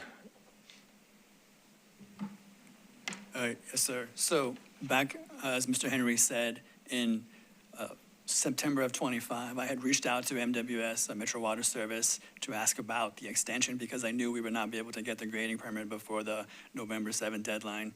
They told me that previous processes allow them to do that administratively, and that was what our understanding was until we came back for the new year in early January of 26. We were told that that was not actually an authorized process, and so we would need to go back before the board. Now, the reason why that was delayed is because at the same time that in early January, TDEC notified us that we would need to go for an individual permit to renew our ARAP because they had issued a general permit incorrectly back in 24. And so when we were going to, well, we knew about the need for the individual permit, but they decided that just to ensure that they were following all their protocol and all their procedures, that we would need to go to a public hearing and have that process. And so in essence, the individual permit for the ARAP was not granted until the end of March. And so the earliest we could come was April, but we couldn't make that meeting because we had to coordinate with TDEC, and we were on schedule in May to come here before the commission. However, there was a lawsuit that prevented that from happening as well. And now this is the earliest that we could be before you, your team. Okay, I appreciate those clarifications. I'll open up to the floor. One of the questions I had, the new staging area, the change that you had mentioned, was that considered in your model? It's not part of the Clomer. We've had discussions with FEMA. Temporary facilities are not required to have a Clomer. They need to be reviewed by the floodplain manager. And we have done an independent look at that grading there. And so we've seen that there's no adverse impact with it. Has that been reviewed by the floodplain manager? No. It's not finalized. Everything for the means and methods was conceptual. So if that's required as part of something, we will go through the process. So. I do have a few questions, but also would like clarification from Metro on the notice. I mean, I feel like that takes precedence in my opinion. Can we address some of the comments? Sure, I'll speak to the notice provision. The July 9th meeting was properly noticed. Letters were sent out, signs were put up. That meeting was continued due to a lack of quorum on my understanding from staff is on the website. It directed people to the July 16th meeting. Additionally, staff had someone here on July 9th in this room where the meeting was supposed to occur to direct people to the July 16th meeting. Additionally, the Metro website reflects July 16th. Additionally, I'd say that there is robust opposition here in this matter, suggesting that the notice provision did provide notice of this hearing. And in summation, legal does not see the notice as an issue for this meeting. I guess a few questions, and I'll make one more comment, excuse me. I do believe staff reached out to individuals who indicated an interest in this meeting as well to notice them of this meeting. Individuals. That's correct. It was done by email. One additional question, as it relates to the public notice signs, has there been confirmation that public notice signs, I think we heard some testimony on it, but under our manual, it talks about there is a requirement for public notice signs that need to be posted at least 10 days prior to the established meeting. Has there been confirmation that those signs were in place?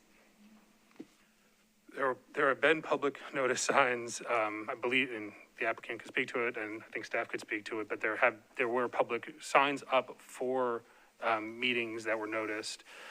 Additionally, they were up for this meeting, and, they dated July 9th, but those would direct you to the July 16th meeting. Folks, I'm sorry, I can't have people from the audience chiming in. The public hearing is closed. And I think staff and the applicant can confirm that they went up. We do have proof that the signs were installed in advance of the 10-day requirement. And again, I just want to be crystal clear. So they were installed for the 9th, June 9th meeting, but then. Sorry, the July 9th July, meeting. sorry. July 9th. Which would have directed you to this meeting. Okay, so by the requirement of posting signs, that this still meets that intent? Yeah. Okay. I guess if I can keep going. Sorry if this is redundant, but I just wanted to confirm that the model, there were some changes. So the change around the temporary areas of what's included or not included in the latest model. So there was an increase, I think somebody mentioned, of the greenway. I wanted to confirm that's included. I think the whole bridge you mentioned is optional. If that, just it's been all taken of out. these things that were discussed that have changed or had some augmentation, if they are in the latest model. Yeah, all of the grading that was adjacent to the Harpeth River within the floodplain for the bridge, for the multi-use trail, all of that for Coley Davis was all in the model. It was in the model submitted to FEMA. The temporary impacts that we've been talking about with regard to that bridge and the grading are not, because they're not permanent. It's not a permanent impact that FEMA would look at. That is up to the floodplain manager on what they want to see and what limit. So. And the greenway change in impervious.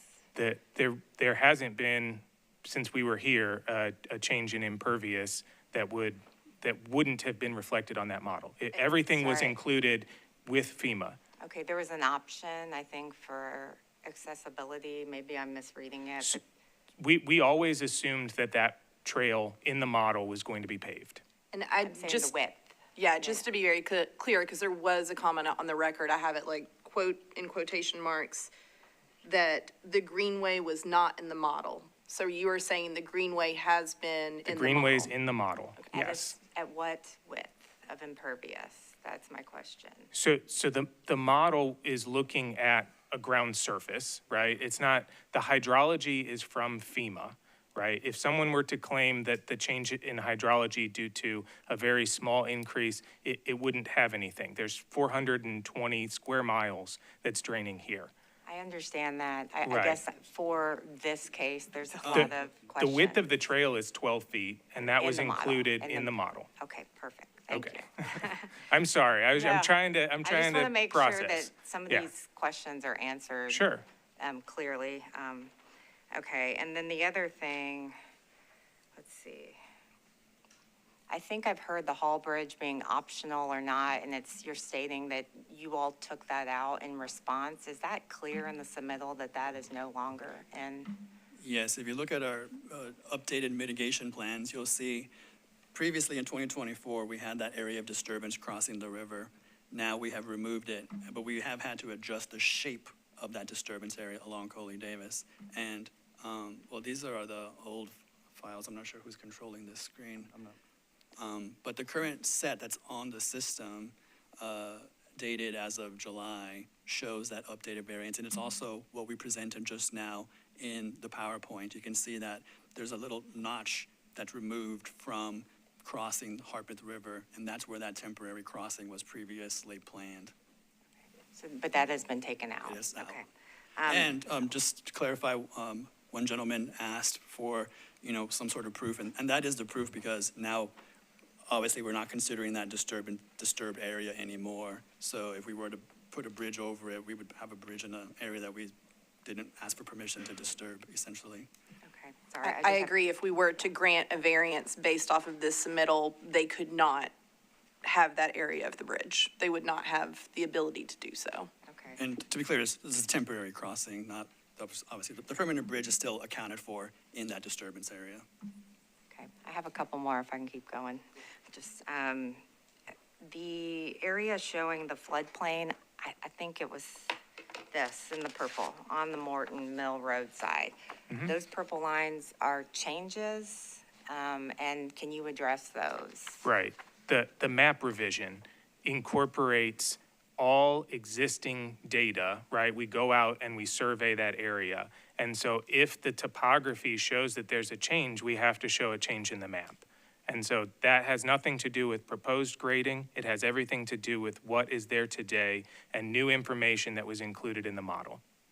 Correct. So I'm asking, obviously that's a concern, right? Because this is on the other side into the neighborhood. Is that able to be addressed? It's the topography on their land as it exists today that we don't have right to change, I don't believe. So I'm just breaking this down because Right. even though I'm an engineer, I'm simple-minded. It's a calibration of the model. Is that what Correct. you're saying? It's not, Okay. they're not changing anything. Yeah, So it's not from inputs. It's a calibration. Like Yes. Explain that in layman's They're terms, because I detail- just want everybody to be They able added to detail understand to the this. model to make it more accurate to real life. Oh, so it was higher It's level, not and the more you changing, type. yeah, they're not, it's not proposed improvements. correct. Okay, So just to be very clear, the work that would be done based on the variance request, to the extent we were to grant the variance request, what I am trying to make sure is if that work didn't exist, would there be a modification that would increase the floodplain for this home outlined on number 1? Yes, that is correct. If we didn't do any of this project, you would still update the map to Okay. incorporate the topography that exists today. I think you even made my I did a poor job with the question. I think that you have answered it now, so. And if I may state that in another way, the Greenway Trail and the bridge have nothing to do with this drawing. Totally zero, So unrelated. if you had a plan that showed current floodplain mapping existing today without any of the plans that you have right now, the purple lines would be in the same locations in Correct. that plan as they would be on this plan that also shows the variance requests. Correct, yes.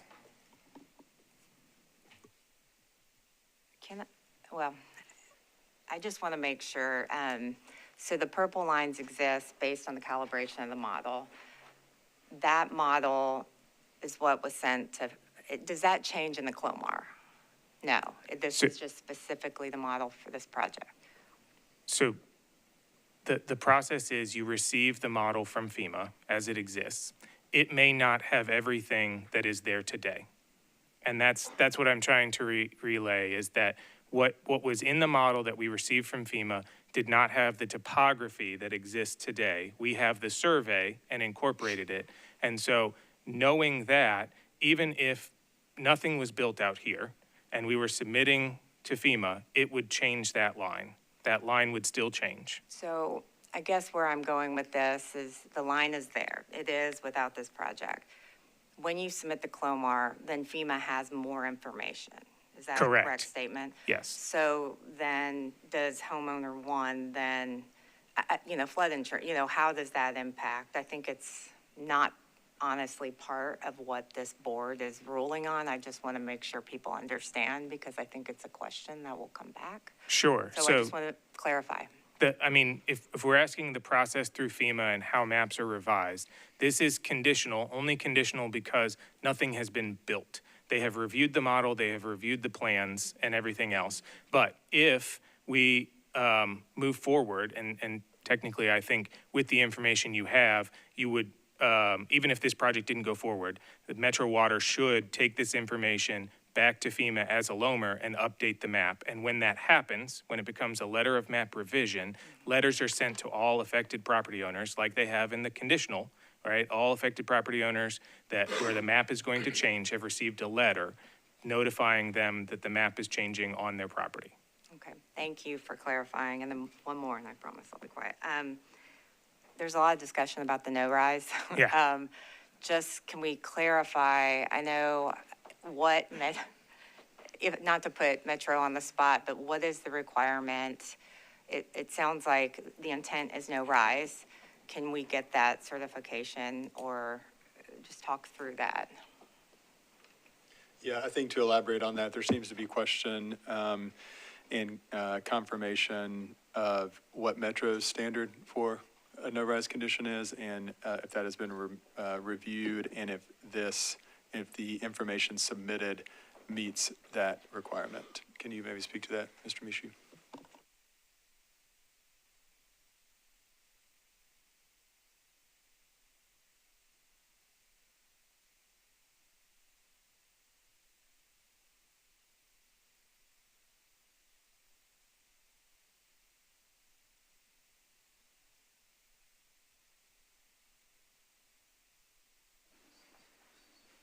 Okay, I was trying to sit with the new assistant director in the back and keep him company, but I'll come up here and speak.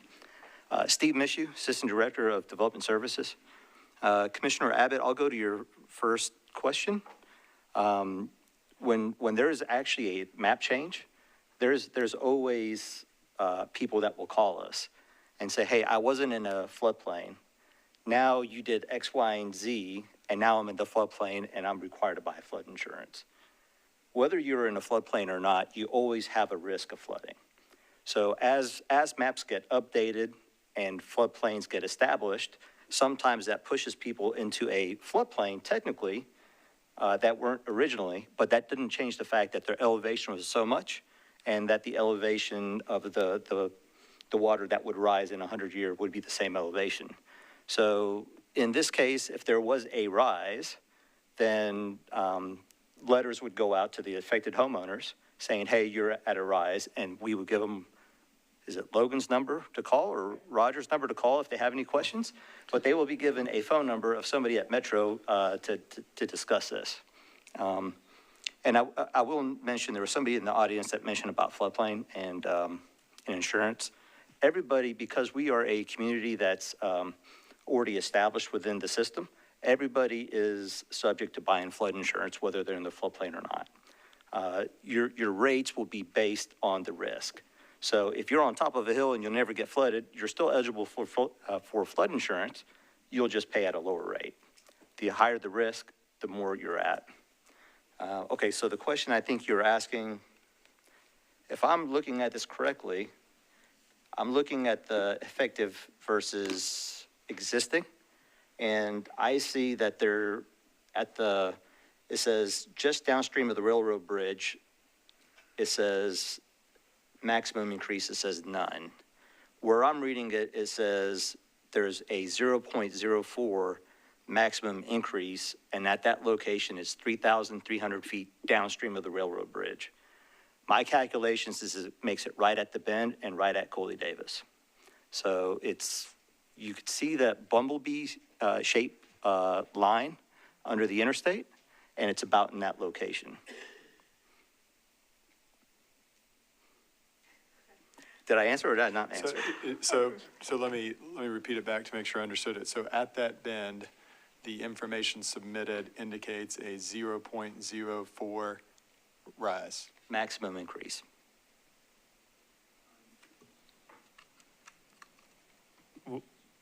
Due to the project or due to the calibration of the input? I was going to say, I don't see that in ours. What do we?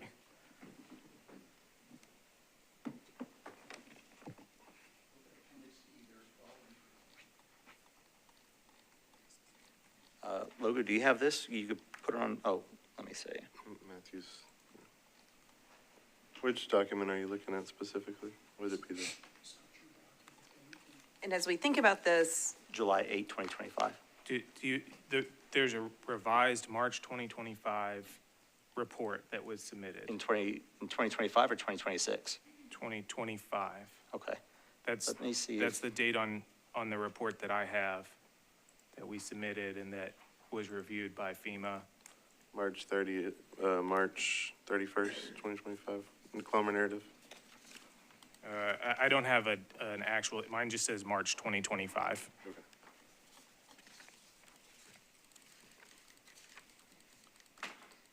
our standard as a commission, it's a direct quote, variances shall not be issued within any designated floodway if any increase in flood levels during the base flood discharge would result. So I think this is the specific, area of what we are called to look at as we make a decision on a variance, which is why this is very important to the commission to understand. And anytime you have a map change, there's always, whether it was mapped or not mapped, if it was unmapped and it gets mapped, then there's always a change. And there's a process for that change, and it would be going through the FEMA process. They will submit through FEMA, and once it's approved, it gets sent to us. Yeah, I think what I need to more clearly understand is, to Mr. Fulmer's question, is the 0.04 rise that is being discussed a result of the project and the information submitted for it? Or is that 0.04 rise what the calibrated model is indicating that forms the baseline, and then the project is put into that information to determine if there is a rise from that 0.04? We're trying to understand here what might be looking at right now, and I know that it might be put up on the screen, but is that prior to?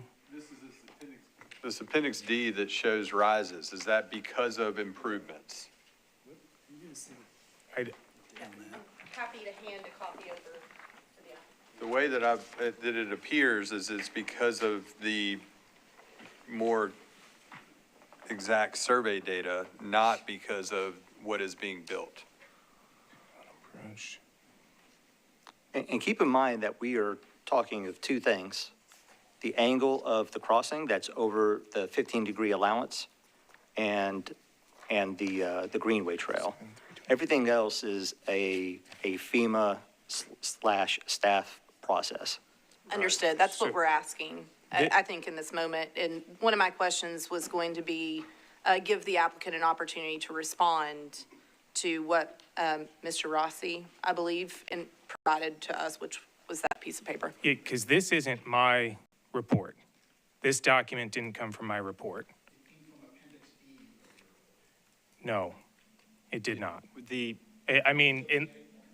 There's no notes in my report. There's no increases in my report. There's no. No, there is not. I think we have, yeah.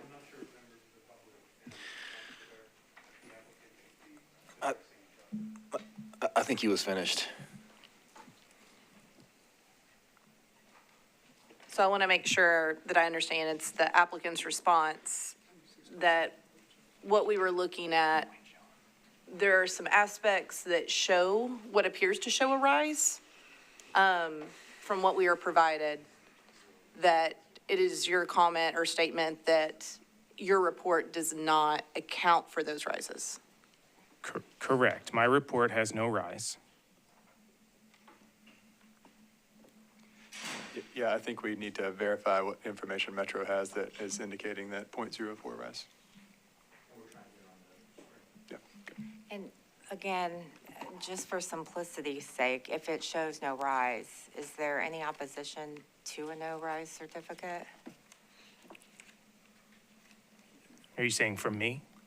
Or? From whoever notices that. I think it's been discussed request and Yeah. as a From what desire I by the understand, community. Metro used to require an actual certificate form. Some jurisdictions do, but recently they've just used the Clomer showing the no rise as that confirmation that there is no rise. However, if Metro has a form they would like us to fill out stating no rise, we could provide that form based off of the Clomer data. The process is the applicant provides a study. The study is given to us, and I think Logan will correct me if I'm wrong.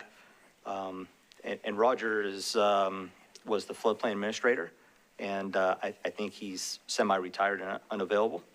But I think the process is that we get it. I think maybe our consultant does a look at it, and then he signs it. It gets to FEMA. FEMA looks at it, and then they go back and forth, and they look at the existing versus what's out there based on the previous flood model. And we have had some that comes back from FEMA that says, hey, wait, this is not something we're comfortable with, and it has to go back. In this particular case, we end up getting some sort of letter saying FEMA has looked at it, or their consultant, and it's okay, and they provided the Clomer. That would be the standard process for this project, or even something like if the Corps of Engineers was going to remodel something for us, 10, 15 years after initial study. Yeah. So to clarify, Metro, that is the Metro process, but in that process, there could be a minor rise. It's not, the baseline isn't zero. So can I speak to what's on the screen? Sure. If it's up to the chairman. Yes. Thank you. So I'm reading through this. So as you can see in the rows, it's looking at existing versus effective, proposed versus existing, and proposed versus effective. And so the existing versus effective, they're saying that there's a maximum increase of 0.04. So that's nothing that is included in the proposed project. And it's downstream of the railroad bridge, 3,300 feet. And then it says proposed versus existing, maximum increase, none.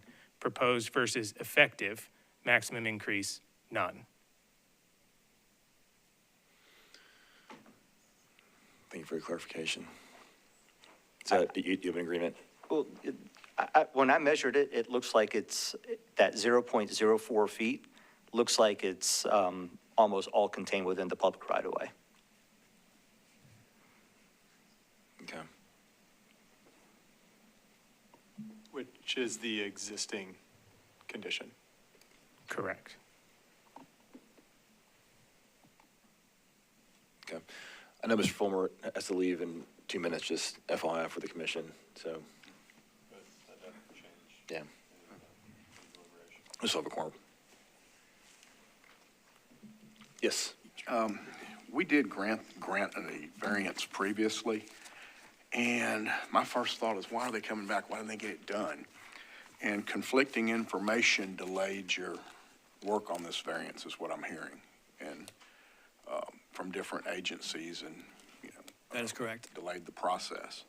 And there is a certain amount of vesting rights that are incurred in the variance that you've been given, and you haven't had a chance to perform during that length of time. And the fact with all the conflicting information that hasn't allowed you to finish your work and everything, I just don't see why we could not approve the extending this variance, in my opinion.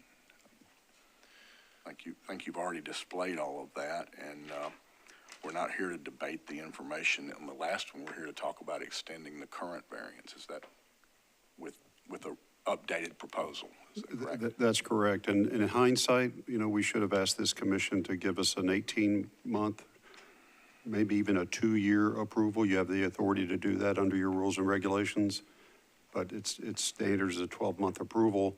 The complication of this project have certainly extended us beyond the 1-year anniversary of the variance that as you granted before, and the information is the same. Mr. Fulmer, do you have any other comments before you have to leave, or any questions? I don't. I think everything's been well presented. Okay. Yes. Oh, yes, Mr. Monsieur. Commissioner, I think or Chairman, I think as far as cleanliness, we have asked that this be we have signed a new project number versus an extension, just Okay. for cleanliness. Okay, thank you.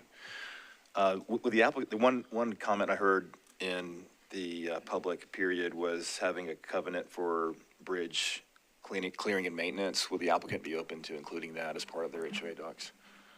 Commissioner, as part of this negotiations we've been involved in with Metro, Metro Nashville is going to accept the bridge as public right-of-way. So Metro will own the bridge long-term. Okay. Okay. Thank you for that clarification.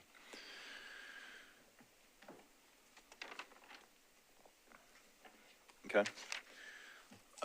Driving it back down to the matters that we're discussing today, it's the angle of the bridge crossing. Is there any other comment or questions related to the angle of the bridge crossing? Yes, I'll speak. I'd like to speak to that.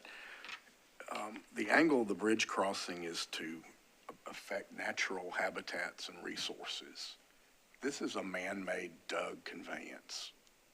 It may be 40 years ago, but it was dug to reroute the river so they could build the interstate. So the hydrologic value is, I think it's somewhat different than it would be if it was the natural stream from the creation. And I think that needs to be looked at as well. I will say, as it relates, thinking through this on the bridge, they're coming to us for two specific reasons. One is because there's already a crossing in place. Removal, from what I'm hearing, removal of that crossing could create additional disturbance. So that's one reason they're coming to us. Looking at this bend, and this is the this has come before us multiple times. I missed one meeting. I listened to every aspect of that meeting. I do think that this bend is a little bit unique in light of the fact that it was man-made in part, and maybe man-made is the wrong term, when they were doing the interstate, that does give this some unique physical characteristics. What I am hearing on that, and I've been thinking very thoughtfully, because this is, as a commissioner, this is obviously very important. We've had a lot of people come today. This is very real for many people. But everything I'm hearing on the bridge, if we were to remove the current crossing, we would still have potentially the angle. But they have made adjustments, and I do find that it's the minimum that they possibly could have here based on the adjustments they've made. I think they've already gone and readjusted this bridge more than once based off of feedback, or at least once based off feedback from our previous hearings in 2024. That's correct. Yeah, this is the same bridge layout as the last one that was approved, plus the removal of the staging area or temporary access that was discussed prior to this meeting. Before I think we're moving towards potentially a vote, can we just clarify what the time frame for the variance is? I saw in the last letter that the grading permit, some language around if you are in the process of the grading permit, that can be extended. Can we? That permit's pending this approval, so I don't think there's any time constraints. This is a new application now, and I don't know if we need to revet the expiration of the previous. I think what I'm trying to do is clarify if there is a time crunch because they were communicated something, as from what I heard from staff, and then it changed. Yeah, the variance approvals expire after 12 months.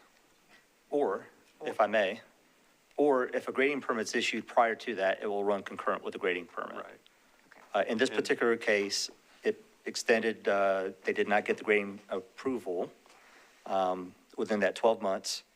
I think Mr. Schultz has sent an email saying, hey, it's been beyond 12 months. Does that mean the project's not moving forward? The background is I contacted the applicant and said, hey, your variance is expired, are you moving forward? And they said, no, we got an email. And then I consulted with legal, and then I relayed back to the applicant that the variance is expired and that they're gonna have to reapply. So I think now, if you approve it, The standard notes are that the variance will be valid for 1 year unless the grading permit's issued, then it will run concurrent with the grading permit. Okay, and you're saying the grading permit can't be issued because it's contingent? On the Commissioner variance. Fulmer? So you can't actually get the grading permit? Not without the variance. Okay. And we couldn't do the variance without the Clomer and the ARAP Okay. approved. I just want to make sure everybody's clear. I did want to speak to one item that we've talked about, and I think we've confirmed that the proposed bridge has no rise in the base flood. The other concern that we've heard is the temporary measures that are required to construct the bridge. And I understand those are temporary, but temporary can mean an extended period of time. I think there's obviously a lot of concern with just flooding in the area from a lot of the opposition that we've heard, or a lot of the speakers that we've heard today.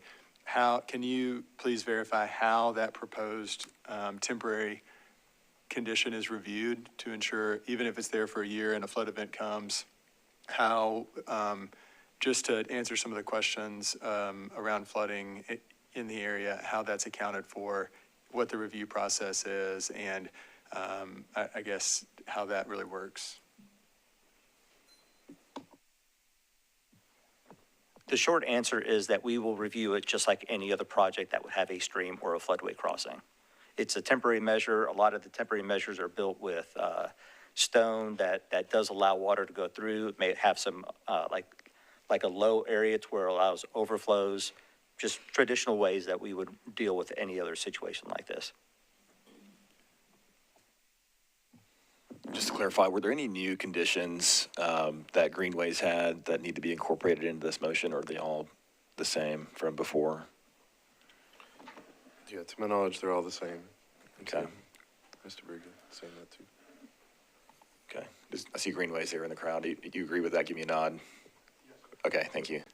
Can I ask a Greenways question in that same vein?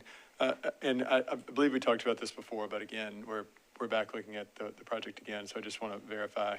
The Greenways location in close proximity to the river and the floodway, as opposed to locating it further away, and just speaking to the aspect of management and maintenance of that location, and kind of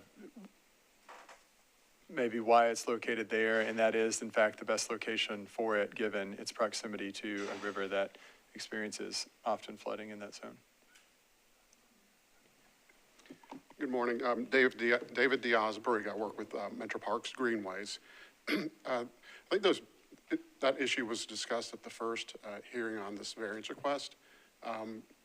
My recollection is that the determination in this particular case was based on trying to keep sort of a common experience and aesthetic for the Harpeth River Greenway in terms of its relationship both to the water and to the vegetation along the water, including mature trees. And beyond, I think the other reason for that was that there is a possibility for an expansion of the soccer fields across the river onto an approximately 25-acre portion of the development property that is to be donated to Metro Parks for park purposes. Don't know exactly when that may occur. I do feel like, and certainly based on the current World Cup, that soccer is going to continue to grow in popularity, and there may be additional demand for soccer fields in the future. Does that satisfy your request? Okay. Thank you. Okay.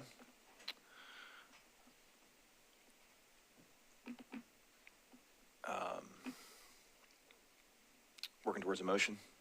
Mr. Chair, I just ask, is the public hearing portion of this still open, or have you, after this? I'm sorry, maybe I didn't say public hearing is closed. Thought I did. You did. Okay. It would, just given members of the public are being asked, it would be clear. Yes. Yep. I do want to clarify a couple of things that have been raised, but I don't think are in our purview. There has been some comments regarding easement rights That is something that I am sure a Chancery or Circuit Court could hear, but not something that us as a commission are in a position to be able to make any sort of ruling on.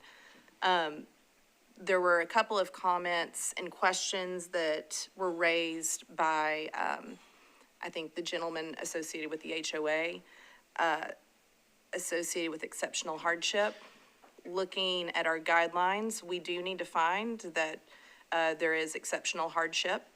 The Precision Homes case is the Court of Appeals case that we look at. I think that there were some questions there.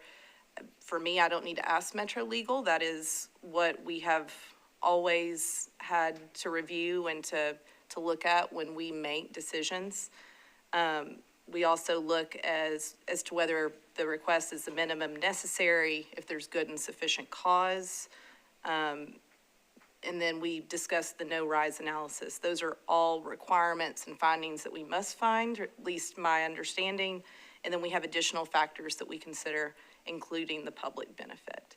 So there were some questions about that, and just wanted to make that clear before we take any vote as to what exactly we're looking at.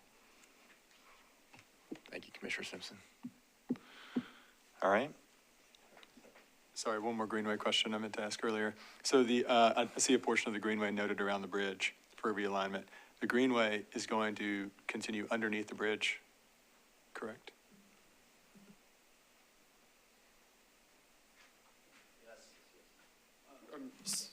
Did you Under want? the vehicular bridge? Yes, the intent, long-term, is to extend the greenway around the perimeter of a 51-acre parcel that is currently owned by Metro and assigned to Parks, to create a loop that will largely track along the bend of the river and then circle back along the railroad to a greenway that you can see that runs along the railroad on the subject property. And so that's been accounted for in the design of the bridge, the grading along and adjacent to the bridge and along the river? Yes. I think to address the hardship, I appreciate that, but I guess I go back to this variance has previously been granted by the commission, so we deemed a hardship that it was in place. I'm sure, I guess we could further talk about it, but from my point of view, this was a previously approved variance. That's right, and we also reviewed the alternative site plans at that time and kind of ran through those checklist items of what's required to come before the commission. I did want to, I think that was something that was brought up, that there weren't alternative site plans. However, the presentation by the applicant, I think they even had maybe 1 to 2 slides showing that there was a review of alternative site plans and provided a written explanation as to why they could not, have a different alternative plan. Related to the bridge and cross and the greenway.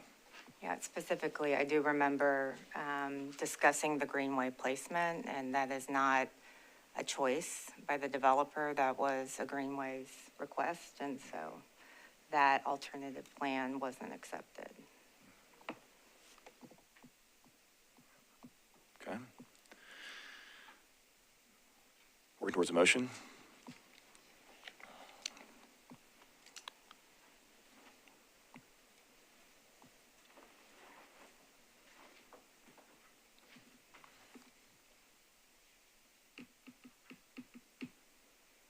Any other questions for the applicant? One other thing that I'd like to note, so the mitigation plan for the tree plantings is adjusted in this submittal you described, correct?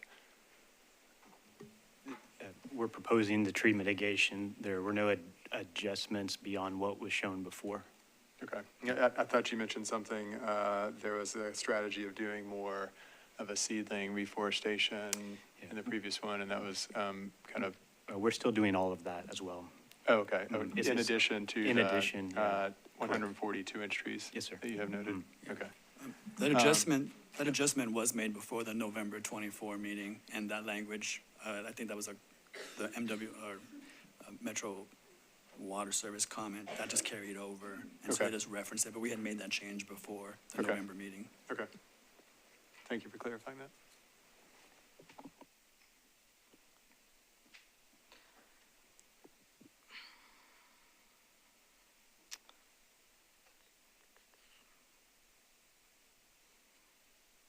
I move to approve the variance that was presented, which was the latest that includes the removal of the, that non-permanent portion of the bridge that was used for construction. As a part of that, I also would request that there is a no-rise certificate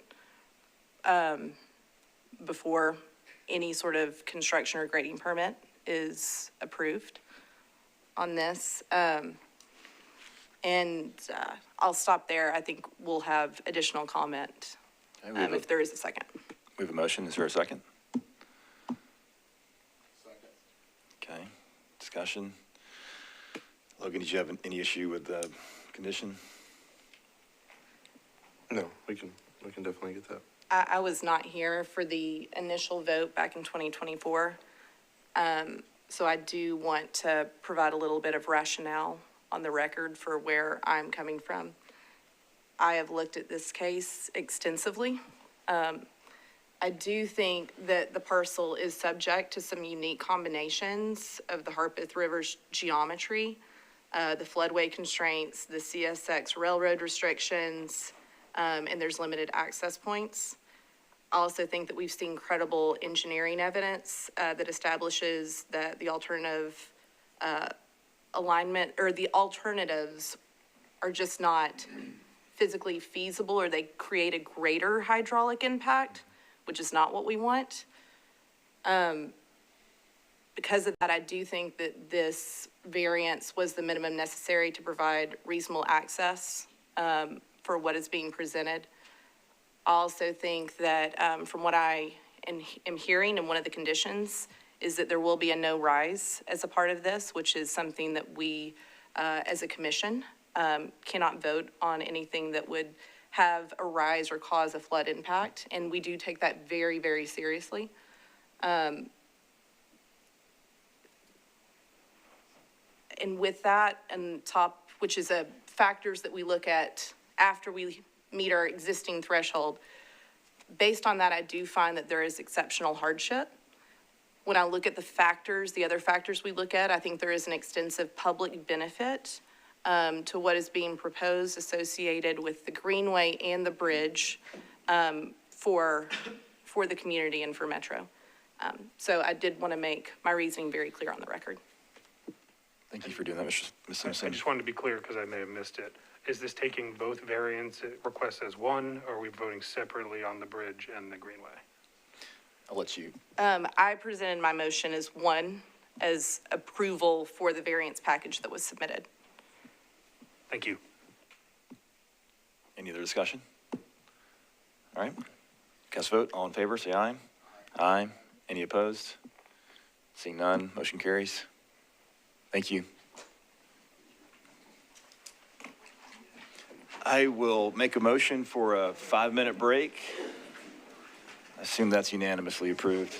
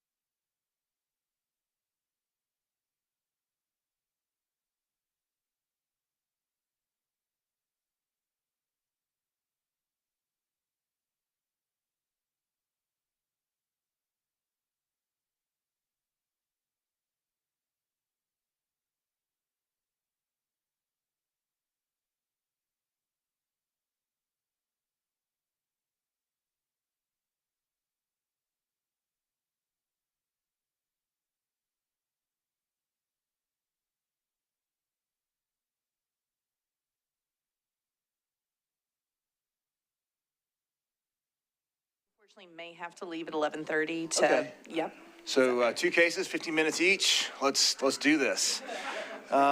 With that, I'll call the July 16th Stormwater Management Commission meeting to order. If anybody is watching on camera is wondering why I'm all wet, it's because we had a coffee incident, but we're all clear now. It's not sweat from the last case, but there was some involved in that one. I'll ask the next applicant to come up, which will be the Charlotte Pike Coffee Shop. And while that is taking place, I'll let Logan introduce the case. Were you here at the beginning when I read the opening statement? Okay. Thank you for waiting. Case number 2 on the agenda, case 2026-00004, Coffee Shop, Charlotte Pike. 5501 and 5511 Charlotte Pike. APNs are 09114-0216000 and 09114-0217000. Inspector is NPDES, Council District 24, Brenda Gadd. Applicant's request, disturbance of the floodway buffer to construct a drive-through lane for a coffee shop, continuous mowing and maintenance of portions of the floodway buffer, modified buffer signage location. Appellant is Kearney, Charlotte Pike LLC. Representative, SWS Engineering. Comments, Stormwater staff. The site is converting a significant area of imperviousness to buffer. Staff requests that the tree plantings and buffer signs be placed along the edge of the no disturb buffer area and that the no disturb area is clearly shown on the new plan of record. Codes, no comment provided. Planning, no comment provided. Greenways, owner to dedicate a conservation easement, including the floodway in Zone 1 and Zone 2 buffers to the greatest extent as determined by the Stormwater Management Commission. Greenways requests that modifications to the site plan that would allow the Greenway Trail to be located at the highest elevation possible, including as minimum to include 18 feet in the Zone 1 buffer considered. Amend sheet C 1.00 to clearly delineate and label a public conservation greenway easement as determined by the Stormwater Management Commission. Amend sheet MT03 to allow for a greenway trail to be located at the anticipated optimal location related to the greenway easement and parking drive. The conservation greenway easement must be dedicated and memorialized in a Metro Parks Conservation Greenway Easement Agreement, including 2 exhibits, a legal description and a boundary survey of the easement, which must be executed by the property owner, notarized, submitted to, and approved by Greenways prior to the issuance of a building permit. The Conservation Greenway Easement Agreement must be recorded with the Davidson County Registry of Deeds office prior to any use and occupancy or issuance of the first use and occupancy letter. Coordinate with Greenways staff to process the Conservation Greenway Easement Agreement for Park Board and Metro Council approval. Maintenance of the paved Greenway Trail and shoulders to be performed by Parks. Maintenance within Greenway Conservation Easement to be performed by the owner until such time as the Greenway is built or as otherwise approved in writing by Parks. Greenway/Metro to construct the Greenway, including the paved surface and shoulders.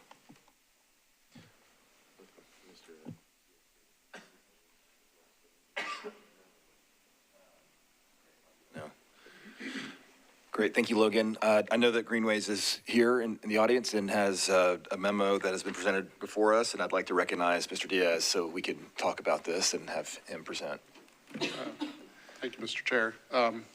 Yes, the Greenways has prepared a response to the memorandum that was submitted by the applicant with the latest package that the applicant submitted to the commission. I've provided a copy to y'all. I can read it into the record if you would like. I'll just ask that the commissioners here to make sure that they've read this and we have it submitted for the record. Okay. Yeah, so what you'll find, I think, in large part is the real issue is relative to Greenway's comment number 1, which is really the extent of the Greenway easement and then related to that, the location of the future trail. Okay. And again, our position is that we would like to be really a sufficient amount of distance from the top of the bank so that there can be an appropriate riparian buffer and to ensure that the Greenway is located in a place that would not cause undue costs relative to construction, maintenance, and repair over time. And I believe that the current proposal, while it's not actually pointed out on the site plan, best I can tell from their package, it is essentially on top of bank. And I did want to show, I do have some photographs that may be helpful. So this is taken from Charlotte Pike, looking toward, obviously, south toward the property. And you can see, that edge of what that edge of pavement looks like, and frankly, it would not be suitable for a greenway. Right, in its current condition. Correct. Yeah. Current condition in terms of ADA compliance and really, I think what would be required is a more substantial engineering solution for stabilization of that bank. If you were on site, there's another photo and that's taken from just to the east of the property. You can see that Richland Creek is a substantial and active creek, and there is visible erosion around the edges, and I believe that would continue to occur over time. So, thank you, sir. Thank you. And this memo has been shared with the applicant? Yes, sir. Okay, great. All right, with that, the applicant is here and he is familiar with this process, I know, and do you need me to clarify anything? You'll have 10 minutes to present, and I'll start your clock right after the introduction. Alan Brewer, SWS Engineering, 113 Seaboard Lane, Franklin, Tennessee. I'm not going to waste a lot of your time since you guys have been held here for a long time. I'm going to go over the changes we've made since we were last here. Great. And the changes we were not able to make, but we're hoping to be able to work through. First of all, one comment made was that we got a full survey. Our full survey was in, it's been provided. This is the actual layout. So we're not casting because we were okay in that last time. We were asked to move the dumpster and the grease trap out of the buffers. We did both of those in this new plan. They both are out of the floodplain buffers. Am I not on? Okay. Sorry about that. I thought it was on. The next comment that was the commission asked us to address was the parking. They wanted us to minimize the parking. We took it down to the minimum 18 parking spaces that are required. Lastly, we were asked to adjust the landscape mitigation plan to allow for the pathway, and we did that. One comment from staff was that we do a tree planting along the no disturb, and we did that. The comments that we were not able to address were the placement that Greenways had asked us to put the path and to put a conservation easement over about 80% of the property, including all buffers and the floodway. The reason we weren't able to do that was the owner came back. His thought process is, we don't know what the future holds. I'm not going to put a conservation easement on my whole property. At this point, if we had to do something, we still have to go back in front of the commission. So it doesn't make sense that I'm going to go ahead and put a conservation easement on 80% of my property. And that's it. Okay. Lastly, I apologize. Kind of say one thing. This is still a significant improvement from what we see out there right now. This is a 90% impervious area. It's an eyesore. What we're doing is going to be night and day from what's there already, and I hope you guys will take that into consideration. Great. Thank you. Now I'm done. Sorry. Okay, all good. Apologize. Close the applicant's presentation. Is there anybody here to speak in favor or against? Please raise your hand. Awesome. That's a relief. All right. Logan, do we have any letters or smoke signals, as Chair Dodd used to say? No, there was none on this case. Okay. All right.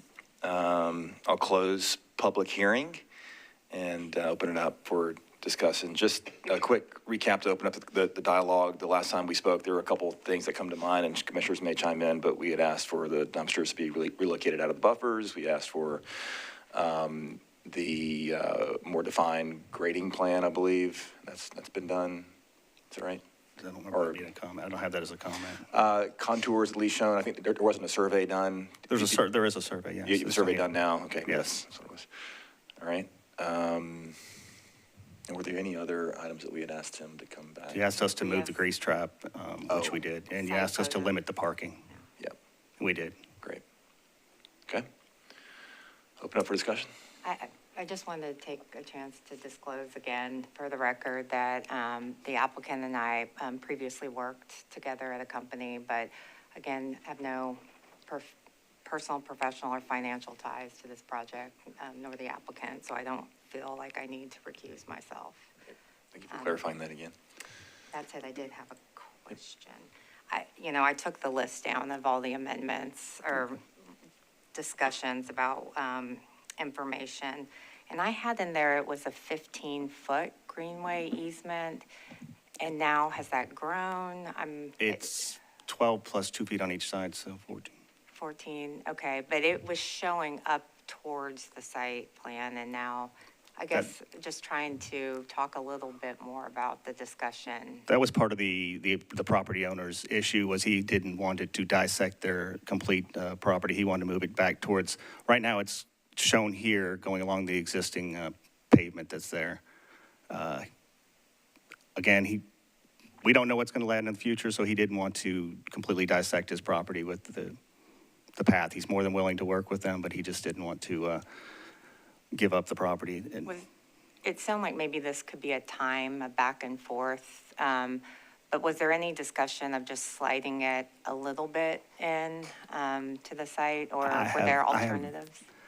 First of all, I've overstepped the first time I was here, so I'm going to be very cautious. I have some leeway that to move it, but not much. It seems, just reviewing and hearing from Greenways, so, and I believe you said 12, but it's noted as 14 plus 2 on each side. So an 18-foot easement. Is it 14 plus 2? I'm sorry, I apologize. I'm just reading I'm wrong. what's on your plans. I'm wrong. It's 14 plus 2 and 2. I'm sorry. Yeah, okay. Sorry. And I think some of I understand some of your explanation. The thing that I think I'm seeing and have a question about is it's not something that it will be built today. It's something to allow it to be built in the future as part of the network, from what Greenways was describing. And so part of what I'm seeing is a significant area that's within the floodway limits, which has quite a few restrictions on it. Greenways is kind of the only thing that can go in there. And so knowing that that trail is coming in the future, I guess I wonder if there's an opportunity to find some flexibility in its location. I think the other thing just to recognize is properties on greenways are highly valuable because of that location and because of that asset, especially things like a coffee shop, I would imagine. So I think there's an opportunity both ways to really have something that's a benefit to the community in a number of different ways. And the concern I have is pushing it right against the edge. It looks like there's an existing wall. Are you planning to retain that wall? And just trying to make sure that when it does come time to construct this, that we haven't created an adverse condition that creates it for the property owner potentially down the road, and for Greenways and the community with what this can provide. So in summary, I guess I'm asking, can you speak to the exact location, how it actually works, wedged up against the property with existing features that are on there, and then the potential of looking at a little bit more flexibility, knowing it's coming down the road with that easement? As far as constructability, I cannot speak to that at this point. I mean, we have not looked into it. We will work with them. We're not going to be the ones constructing it. It's obviously going to be Greenway constructing. We're just going to provide the easement over top of it, so they have that. As far as flexibility, we have some, but I have very little. My hands are kind of tied, just because of the owner's concerns on tying up the property too much. Anywhere it's placed, he's going to want an easement from that path back, and so that's pretty much going to eliminate anything from that path. Is what they're saying. Well, I mean, they wouldn't be able to build anything on that path unless they come before us anyway, under our current regulations. Correct. And the owner understands that he knows at this point he can't do anything. His thought process, I mean, I'm passing this along, is nobody knows what the future holds. Nobody knows what the infrastructures or changes are going to be. Nobody knows what buffer changes are going to be, what regulations are going to be.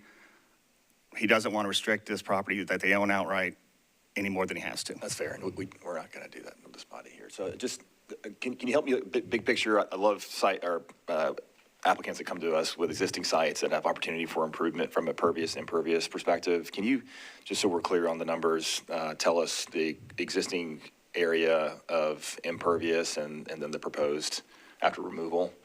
If you look up there, we're roughly, not counting the jotting off area, if you just go along the riverbank, we're roughly 90%, and we're going to go down to 40%. So the existing pavement is 63, 4,000, 1.4 acres. Right. And then the proposed after removal is? I'm sorry, I don't have my contacts on me. I don't have my glasses. 0.35? Yes. That's, okay, wow. A significant change. Yep. Always happy to see applicants work to remove pervious areas from our buffers and floodways. Thank you for tailoring the site that way. The request for mow and maintenance, is there an exhibit that shows, are you mowing and maintaining everything in the zone 2, I guess? Or is it part of the zone? No, 1? it'll be roughly 5 feet outside of our parking area. And Okay. Within the area right behind the building that's going to be green. Okay, and then the other request was just, of course, the driveways through the buffers. But because in my view, we're eliminating an acre of impervious, and I think the minimal that we're adding back is a net positive for this site. The third item was variance on signage. That's just because of the spacing, or what are you proposing there? It's because the sign would have hit like right where the building would be. Right, okay, all right. Working towards a motion? Any other questions? But as part of the Greenways comment that the easement gets dedicated where it's shown, I just want to confirm what we are approving or not approving as part of the variance. Well, I think it's And up the to how conditions we, we decide through the motion. I mean, from the public benefit standpoint, where the easement is presented, I don't see the easement. I can't speak to what Greenway may do in the future, but it doesn't appear to me to be feasible as to where the location. So this to me, as shown, and if we voted as it's presented, I don't see that public benefit because I don't think it's going to be, I don't see a feasible way to really utilize that in the way that I think Greenway intended, so. I agree. Or not just intended, but in general. I think it would be a safety issue. So I think ultimately, we would have to decide whether we would make modifications to the request associated with the easement as a condition to approval of the variance. Yeah, I think, that could be a staff level item for this Greenway. I mean, typically, this is not considered what was the term in our exemptions? We can approve Greenway paths, staff level, buffer disturbances for Greenway paths at a staff level, and we can also waive grading permits for at-grade greenways. I would be more comfortable if there was a way that we could say that the Greenway would be located within the floodway somewhere. I just don't want to approve something that puts it in this location and then it just can't be constructed, or it's not a safe place to do it. And then we've kind of created this very narrow condition of how this can be done that you'd have to come back to because it would need to be somewhere else. So I just don't want to put us into this really wedge of a space because of I think what we approved. legal counsel may want to. I'll just say, I have legal concerns about conditioning the granting of the variance upon the granting of a Greenways easement at this stage. Just given there really, to my knowledge, has not been kind of an individual analysis done on the property that would support that. That being said, if the developer were to agree to something, that's an agreement, but they could also do that essentially by working with Greenways. So my question is, our purview as a body is not to locate the Greenway easements, or, that's where it's confusing. 'Cause that's essentially what we're talking about, and do we really have the authority to rule on that? Or mandate, or what? Because I think specificity is needed here, or to leave it ambiguous, What I guess I would say is I don't think locating greenways is necessarily under your purview. I think if it was justified in the context of stormwater mitigation, it could be appropriate. Yeah, I would agree with that, but in most cases that come before us related to greenways talk about the location of greenways.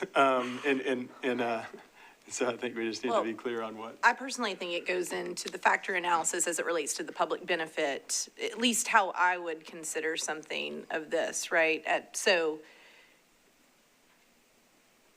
the location that it currently is, not saying that the owner may not work closely with Greenway and they can come to a resolution that fits everyone's, but if that is coming before us as a public benefit, something that we are considering in the factors, that's why the current location, to me, is not as strong of a factor as I would like to see. That doesn't mean this particular site we had talked about previously, it's impervious across the board. It's one of those legacy sites, as one may say, prior to the regulations going in. It would have never been able to be developed previously today as it was. This is one of those that I have been reading the precision case very closely as it relates to exceptional hardship. And I do think that there is a different physical and unique aspect of this in light of it being previously developed. But the reason I bring up the Greenway portion is when generally I'm looking at the public benefit, if there is going to be a greenway or some other aspect that would benefit larger metro and not just the property owner, I consider that as a factor. So. I guess I'm struggling with how does this commission referee in this specific case? And is that a big enough, the public benefit? I'm just struggling with where. Yeah, I think every commissioner can review this their own. For me, I'm being very open with my thought process on this is I'm looking at this. If they're coming to us with the variance request that we have here, that factor is not as strong. While they are granting an easement, it's an easement that I don't think could be utilized in the way that it is being presented.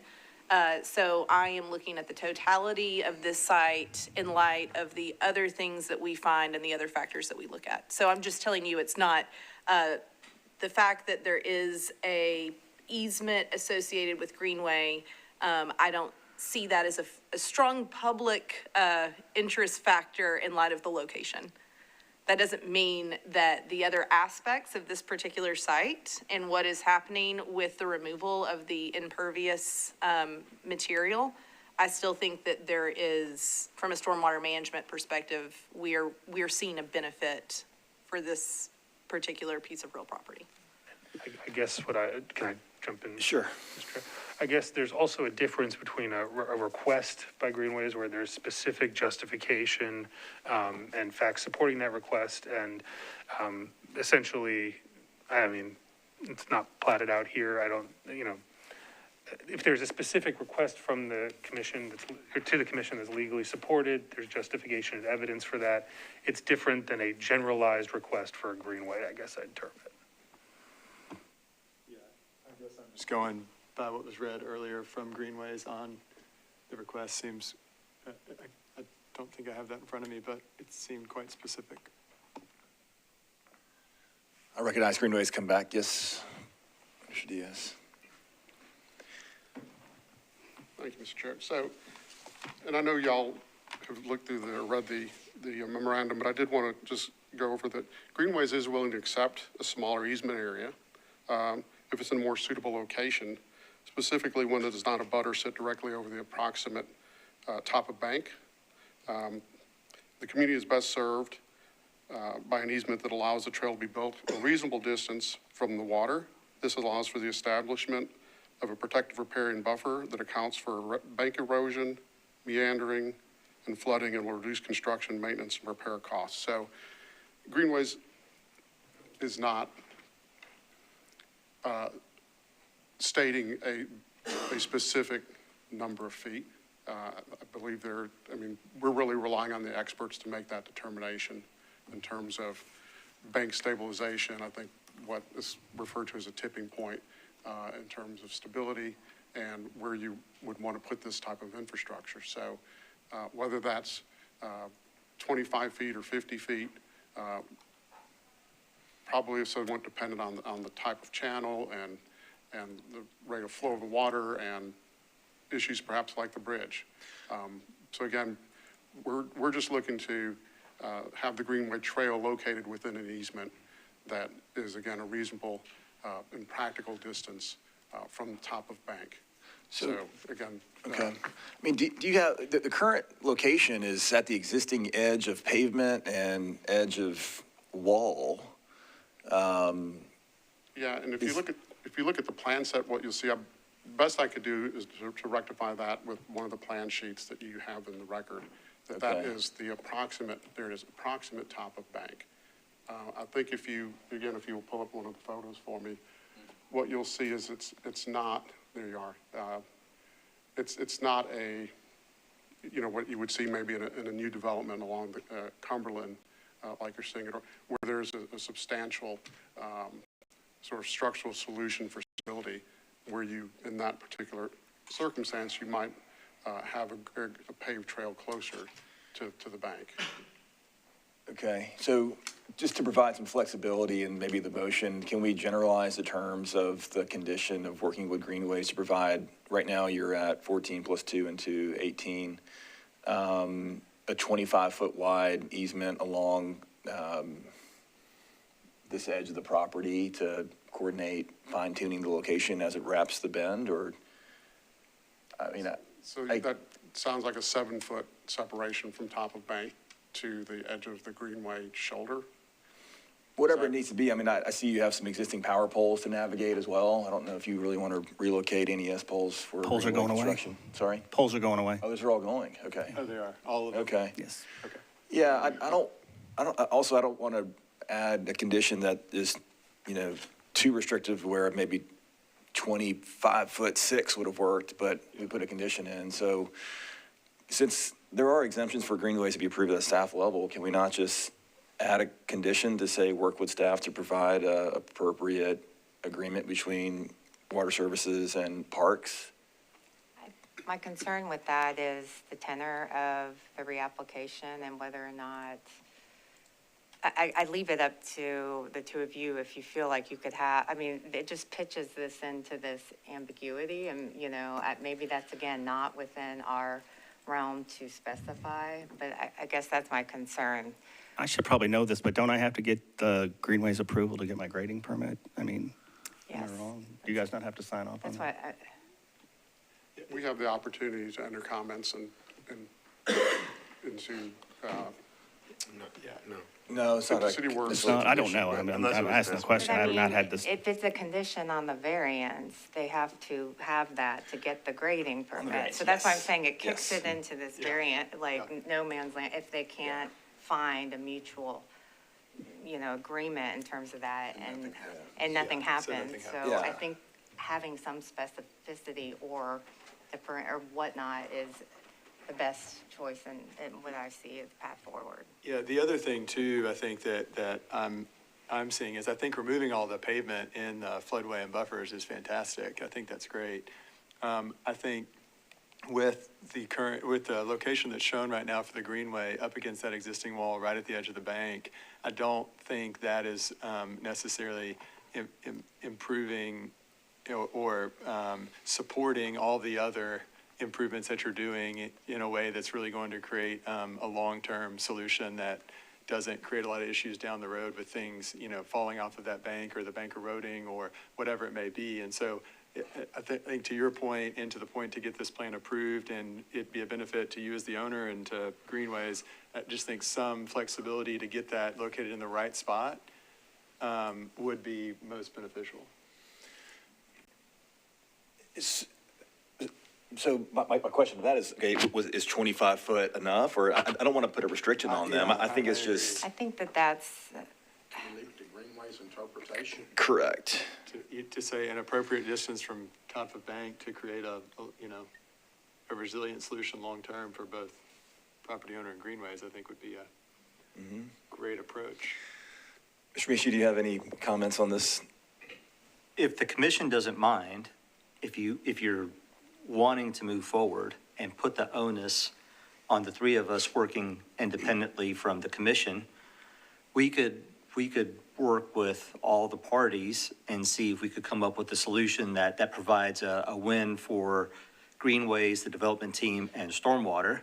And if an agreement can't be made, then we will bring it back to the commission. If you guys are willing to trust the three entities to do what we think is the right thing for the project and the environment. Well, you're in a position, fortunately, to have proven time and time again that you have done that successfully. So I have confidence in that. With the condition that if there's one party that doesn't agree or is not comfortable, then it will come back. You have any issue with that for the applicant? I do not. Okay. The other question I was going to ask is just on signage. So which plan do you show the proposed signage locations? I just want to make sure that I understand where you would propose them. Should be on this latest. I think it's the one on the screen. Well, that was just on the screen. The landscape plan? Yeah. They may not be called out, but they are shown there.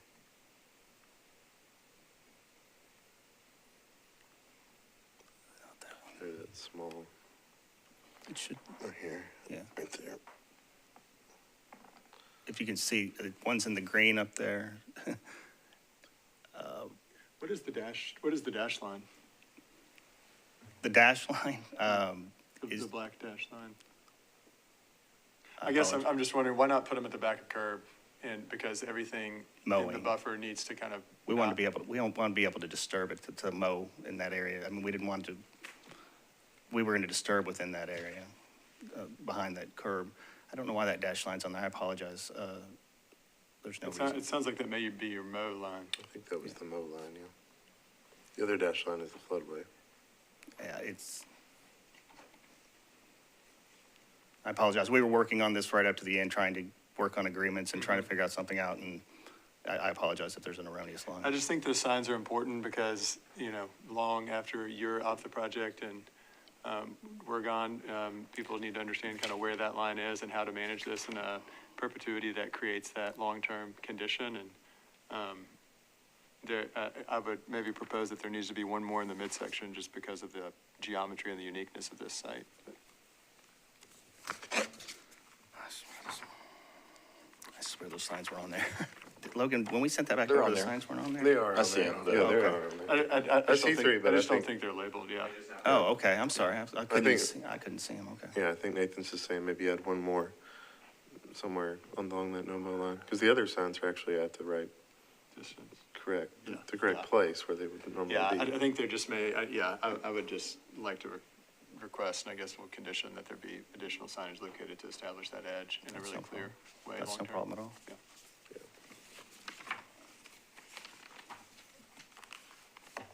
Okay, working towards a motion. Ms. Simpson made a big one last time, so you three, I'm looking at you now. All right, I'll make a motion to approve the plans with the conditions that 2 additional signs be added at the edge of the requested no-mow line, the black dash line on the landscape plan, to clearly establish that edge, and that Metro Water, the development team, and Greenways work together to establish a location for the greenway that creates a long-term viable location within the floodway zone of the plan. Okay. We have a motion. Is there a second? Seconded. Any more discussion? We'll say trails and coffee shops mix, so hopefully you guys can. Well, when we say the floodway zone, I think it will have to go through, do we want to limit it to the floodway zone or just, because I think it will go through the buffers as well. I would just say on the property. Yeah, that makes sense to me. Just didn't want to constrain things. I think that's a good point. So I'll amend that to say work together to locate the greenway on the property. Second, I will second that, or legal can tell me whether I can second an amendment, but yes, I'll second it. Yeah, so long as it didn't previously have a second or there's no objection to the second. A motion and second. Yeah, and that's been seconded. More discussion, Mr. Diaz, welcome to. All the other Greenway conditions are applicable.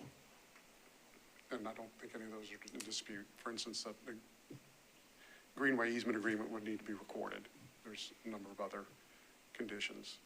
But I think the first condition, the one we've been discussing today, is the only one that where there's any issue at all. I believe that is, my understanding of the current motion is that the three parties will get together and attempt to come to a solution. If you cannot, then it will come back before us. Does the applicant have any heartburn with any of the conditions that have been enumerated? I don't, no. Okay, I'm hoping that there's a positive outcome. Yeah, I think to address Greenway's concern, and maybe a portion I left out of that, sorry, is that all three parties will agree on the solution. Yeah, that's my understanding. Come back before this. That's how I understood it. Commission. Yep. Okay, any other discussion? Seeing none, all in favor? Aye. Any opposed? Seeing none, motion carries. Thanks for your time. Looking forward to coffee here soon. Yeah. Thank you. All right, Ms. Simpson, you've got to go? I unfortunately have to leave. Well, you've done Still more have than. quorum. We still have quorum. We do. Yeah. We do. Thank you for today. All right, next applicant, I believe is the airport. I cannot tell you how many times I've waited on a flight or parking or anything else like that. So, you know, it's good to make you guys wait for once. Come on up and we'll get you out of here, hopefully relatively quickly. I hope. It's good to see you. Yeah.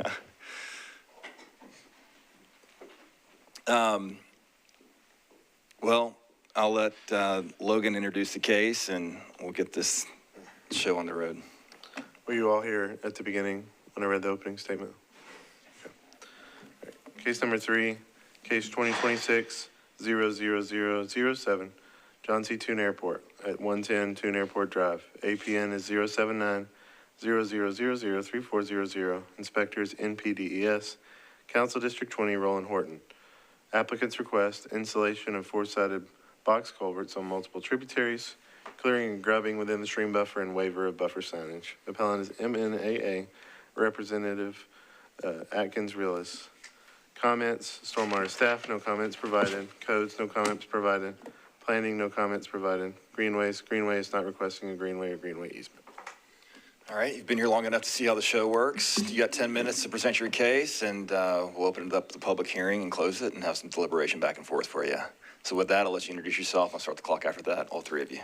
Good morning, still morning. I'm Peter Nielsen with Atkins Realis. Morning, my name is Hannah Freshcorn. I'm a project manager for the Metro Nashville Airport Authority that serves John C. Toon Airport. Good morning. I'm also with the airport. I'm with engineering for the Metropolitan Nashville Airport Authority. Name for the record. And my name is Craig Farmer. Thank you, Craig. I don't think anyone really cares. We do. All right, with that, I'll start the clock on their 10-minute presentation. This project consists of two primary tasks. The first is the installation of box culverts at two locations where the airport's perimeter security fence crosses separate streams of approximately 150 feet apart. The purpose of the box culverts is to allow the perimeter fence to cross over the streams while incorporating liftable security grates at the culvert entrances to secure the fence at these stream crossings. The second task is to clear and grub vegetation within the stream buffers and to clear vegetation within the stream channels inside the perimeter security fence. We are requesting variances to allow the disturbances of the Zone 1 and Zone 2 buffers associated with these streams so that the box culvert sections, along with upstream and downstream riprap, can be installed and vegetation can be mechanically cleared and grubbed within the airfield perimeter security fence. Because this project is located within the airfield operation area, we are also requesting a waiver of the stream buffer signage requirement. All of this work is required to improve airfield security and safety. John C. Toon Airport, as you know, is the reliever airport to Nashville International Airport and is unique among general aviation airports in Tennessee because of its significant volume of jet traffic. The box culverts, lift gates, and fencing improvements are intended to prevent wildlife such as foxes and coyotes from entering the airfield. For reference, over the last 18 months, the airport has trapped more than a dozen foxes and coyotes that have penetrated the existing fence, including 3 just in the last several weeks. The removal of brush and small trees is intended to eliminate wildlife attractants within the airfield environment. Birds and other wildlife pose significant risk to public and flight safety. As traffic continues to increase at the airport, these risks become even more concerning. Currently, the existing fenced stream crossings are in poor condition and are difficult to maintain. Upon completion of this project, these areas will be properly secured, and airport maintenance personnel will be able to more easily maintain the vegetation within the airfield perimeter security fence. The inverts of the culverts will be set to match the existing stream bottom. The box culvert sections have been sized to convey peak runoff for the 100-year storm, and the lift gates can be opened for anticipated major storm events to prevent debris from clogging the main channel. Clearing will remove, in part, invasive species, including wild pear, locust, privet, honeysuckle, and wild rose.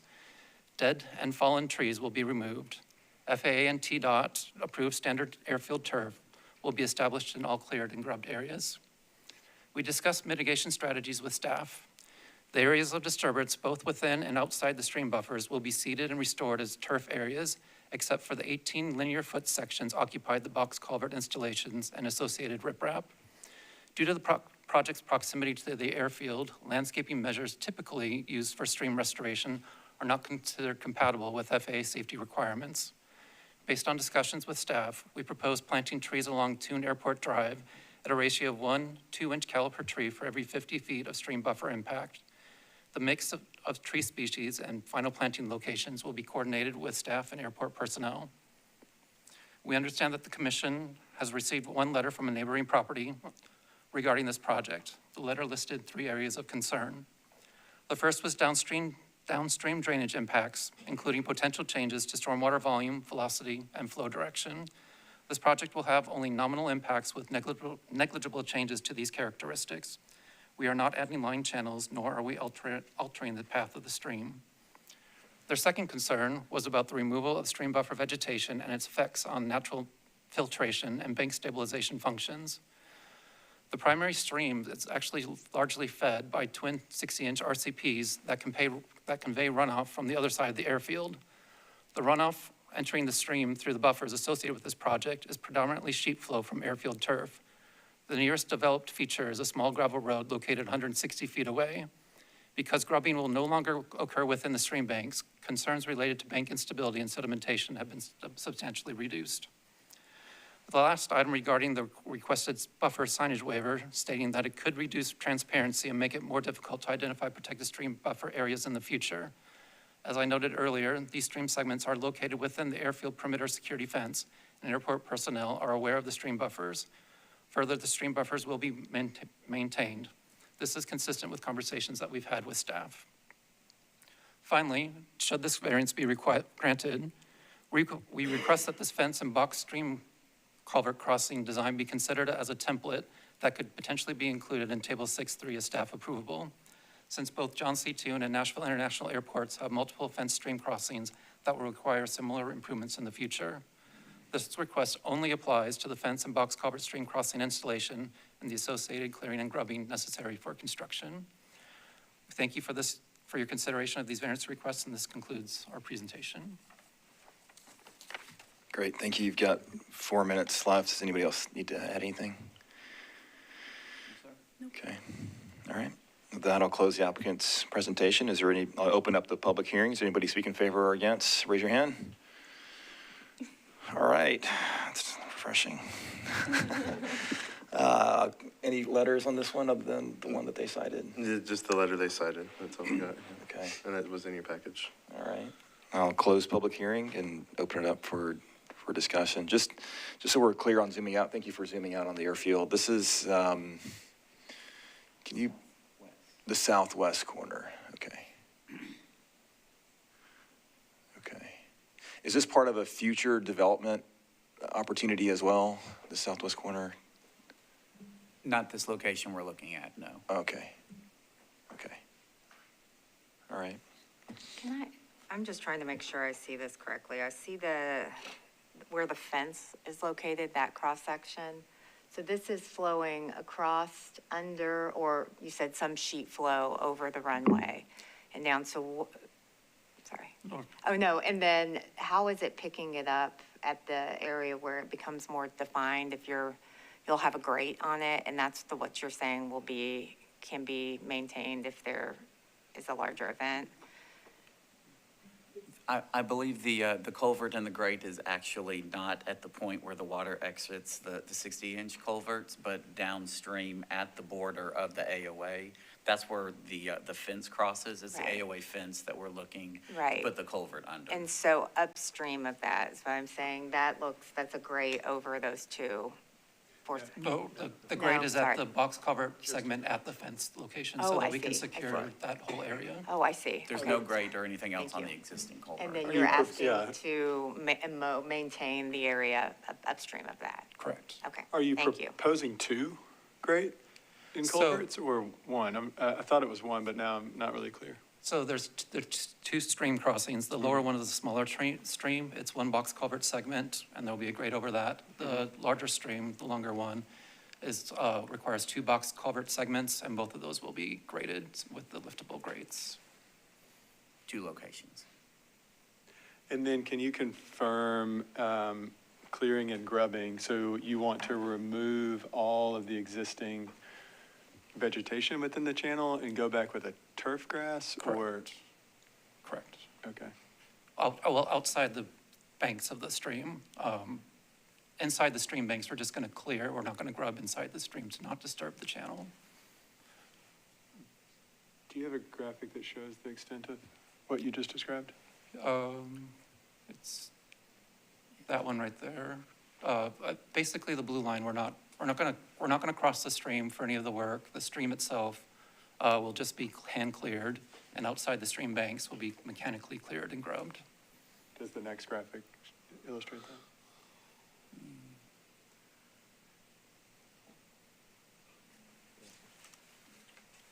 So within the blue dashed line, what are you proposing? Within the blue dash line, we'll be clearing and grubbing. Outside the dark blue line, inside the dash blue line, the light blue line, and outside the dark blue line, we'll be clearing and grubbing. And Okay. that dark blue line itself, the stream, will just be hand cleared. Outside the blue line, it'll be hand cleared.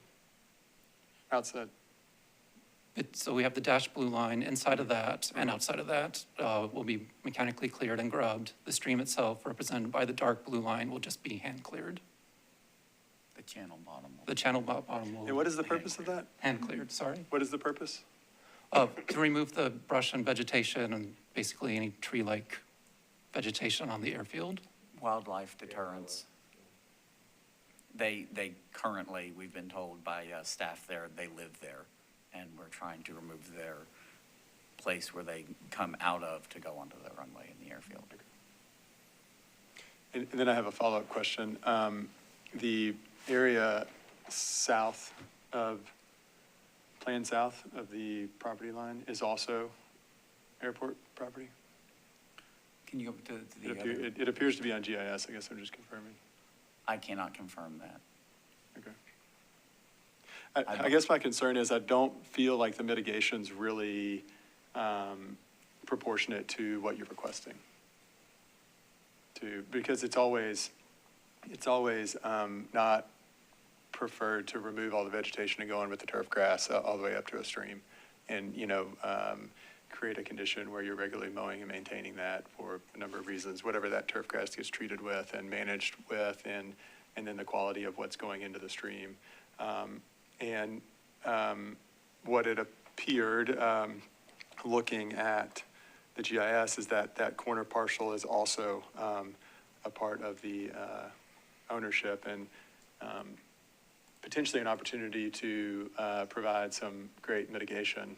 It also looks like it's mowed and maintained regularly in that field. It's also adjacent to the property owner that submitted the comment and the concern.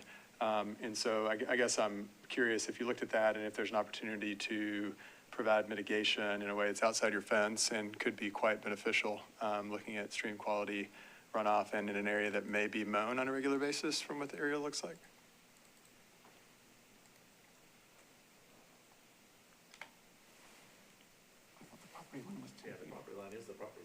Yeah, the property line is, our understanding, it's within 10 feet of the fence itself. Yeah, that is the property line. The fence is on our property line, is on our property. Interesting. Well, I guess my concern then is I don't believe the mitigation is necessarily proportionate to what the request is. I think part of it was just due to public safety and operational safety with wildlife and birds and such, but did staff have any comments on the mitigation? Whose case was this? Can I have a follow-up too for staff to comment on? Due to the proximity of where it's located to the Cumberland as well, does that impact kind of, not wanting to slow it down, with typically, it's like you're wanting to get it out as fast as possible, but commenting on that as well. Are you talking about preventing flooding by allowing the water to reach the Cumberland more quickly? So, bear with me. Okay. We talk about mitigation, obviously, to offset any type of, just for the water, right, to go through that opportunity of that natural riparian, and so adding more. But then there's also the guise of flooding, being near the Cumberland in a model situation of getting the water out as quickly as possible, and that may not be weighed in this. I guess I just wanted to ask staff. We weren't considering that at all. And I was going to say, typically, when airport projects come to us, we understand that they can't have trees in those vegetations. That would be a nuisance attractant. And so that's why we worked with them to propose planting trees in an area where they were allowed to. I don't know if we were looking at those two parcels. One says Port Authority and one says Airport Authority. If you want to pull those plans. That one corner parcel, because when I clicked on it, it said Airport Authority, and so it just seemed like an opportunity that, totally understand the reasons for needing to do it, but are there ways that we can mitigate that and that to provide benefit while understanding what the operational needs are of the airport? I was just trying to figure out who owns it. Yeah. Do you guys not own that I would adjacent have parcel? to look, I'm not sure. Okay. Typically, we put our AOA fence on our property line, and if we Got it. owned beyond, we would have. I don't understand. Yeah, I mean, it says it's Metro, Right. and but it just says Port Authority instead of Airport Authority, so I wonder if somebody didn't type AAR? Or, I didn't know we had a port. I didn't know we had a Port Authority, so that was my question, if you guys happen to have that property. Yeah. We would need to go back and check with real estate. Yeah. I mean, I understand airport projects. We've seen a number come through here, and also recognize just the way in which mitigation can be provided to, address what the request is in a way that, offsets that. And that's what I'm really trying to make sure we're able to do. I like the trees over in the corner. Trees are great, but I don't know if that's really necessarily doing as much as could be done with the current request. You definitely don't want more trees near an airport that will have birds, so.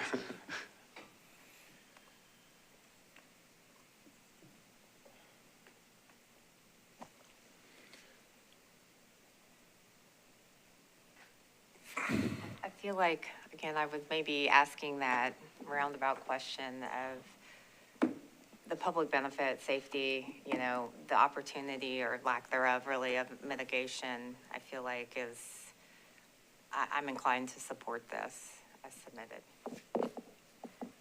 Okay.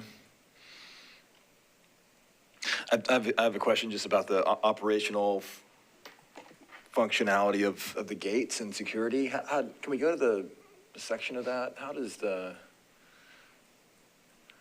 okay, so how does the lift gate stay secured such that someone cannot open it manually? They've got locking mechanisms, it's typical at airport installations. So, yeah, that would be secured. And then it flows naturally, or it opens during a That storm would have event? to manually be done by airport staff to manually open it.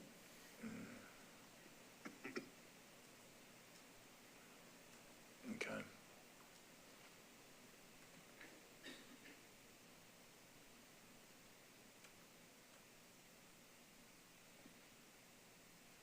The existing condition just has a grate, a fixed grate that can't be moved at all. So this improves being able to clean it out and to open it up for large storm events. Oh, there it is. It's hard Wow. to see in those pictures. The existing condition and the genesis of this project was that it's more or less collapsed. Yeah. And any attempts to fix it that we pursued, we feel like would be temporary at best as the stream wore out the foundations of the fence posts. Is that a three-sided culvert? Oh, yes, sir. No, the proposed is four-sided. Okay. Metro have any issues with that? Well, that's one of the reasons they're here. Oh, the four-sided culvert Yeah, sign? if you have a three-sided culvert, that's approved before our regulations, but they can't build the structure with the gate that goes in and out with the three-sided Oh, culvert, so We need the support. they would need the four. Okay. All right. Sounds like a reasonable reason to me, security standpoint.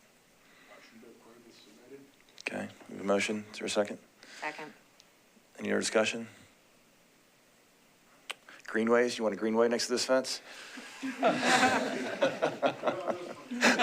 just thought I'd ask. All in favor? Aye. Any opposed? I'll be opposed. One opposed. Three, four, and one against. All right, motion carries. Thank you. Thanks. Thank you. Yep. Thank you. Of course. Thanks, guys.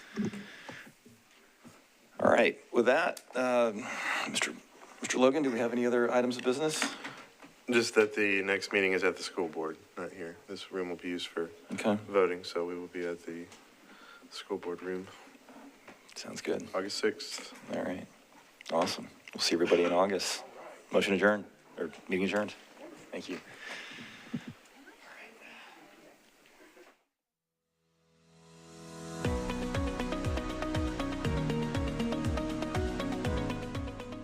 This has been a service of the Metro Nashville Network.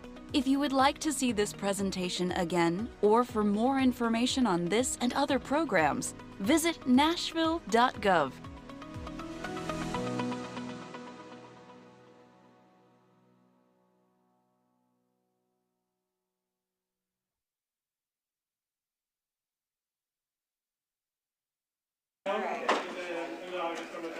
We'll find something. No problem.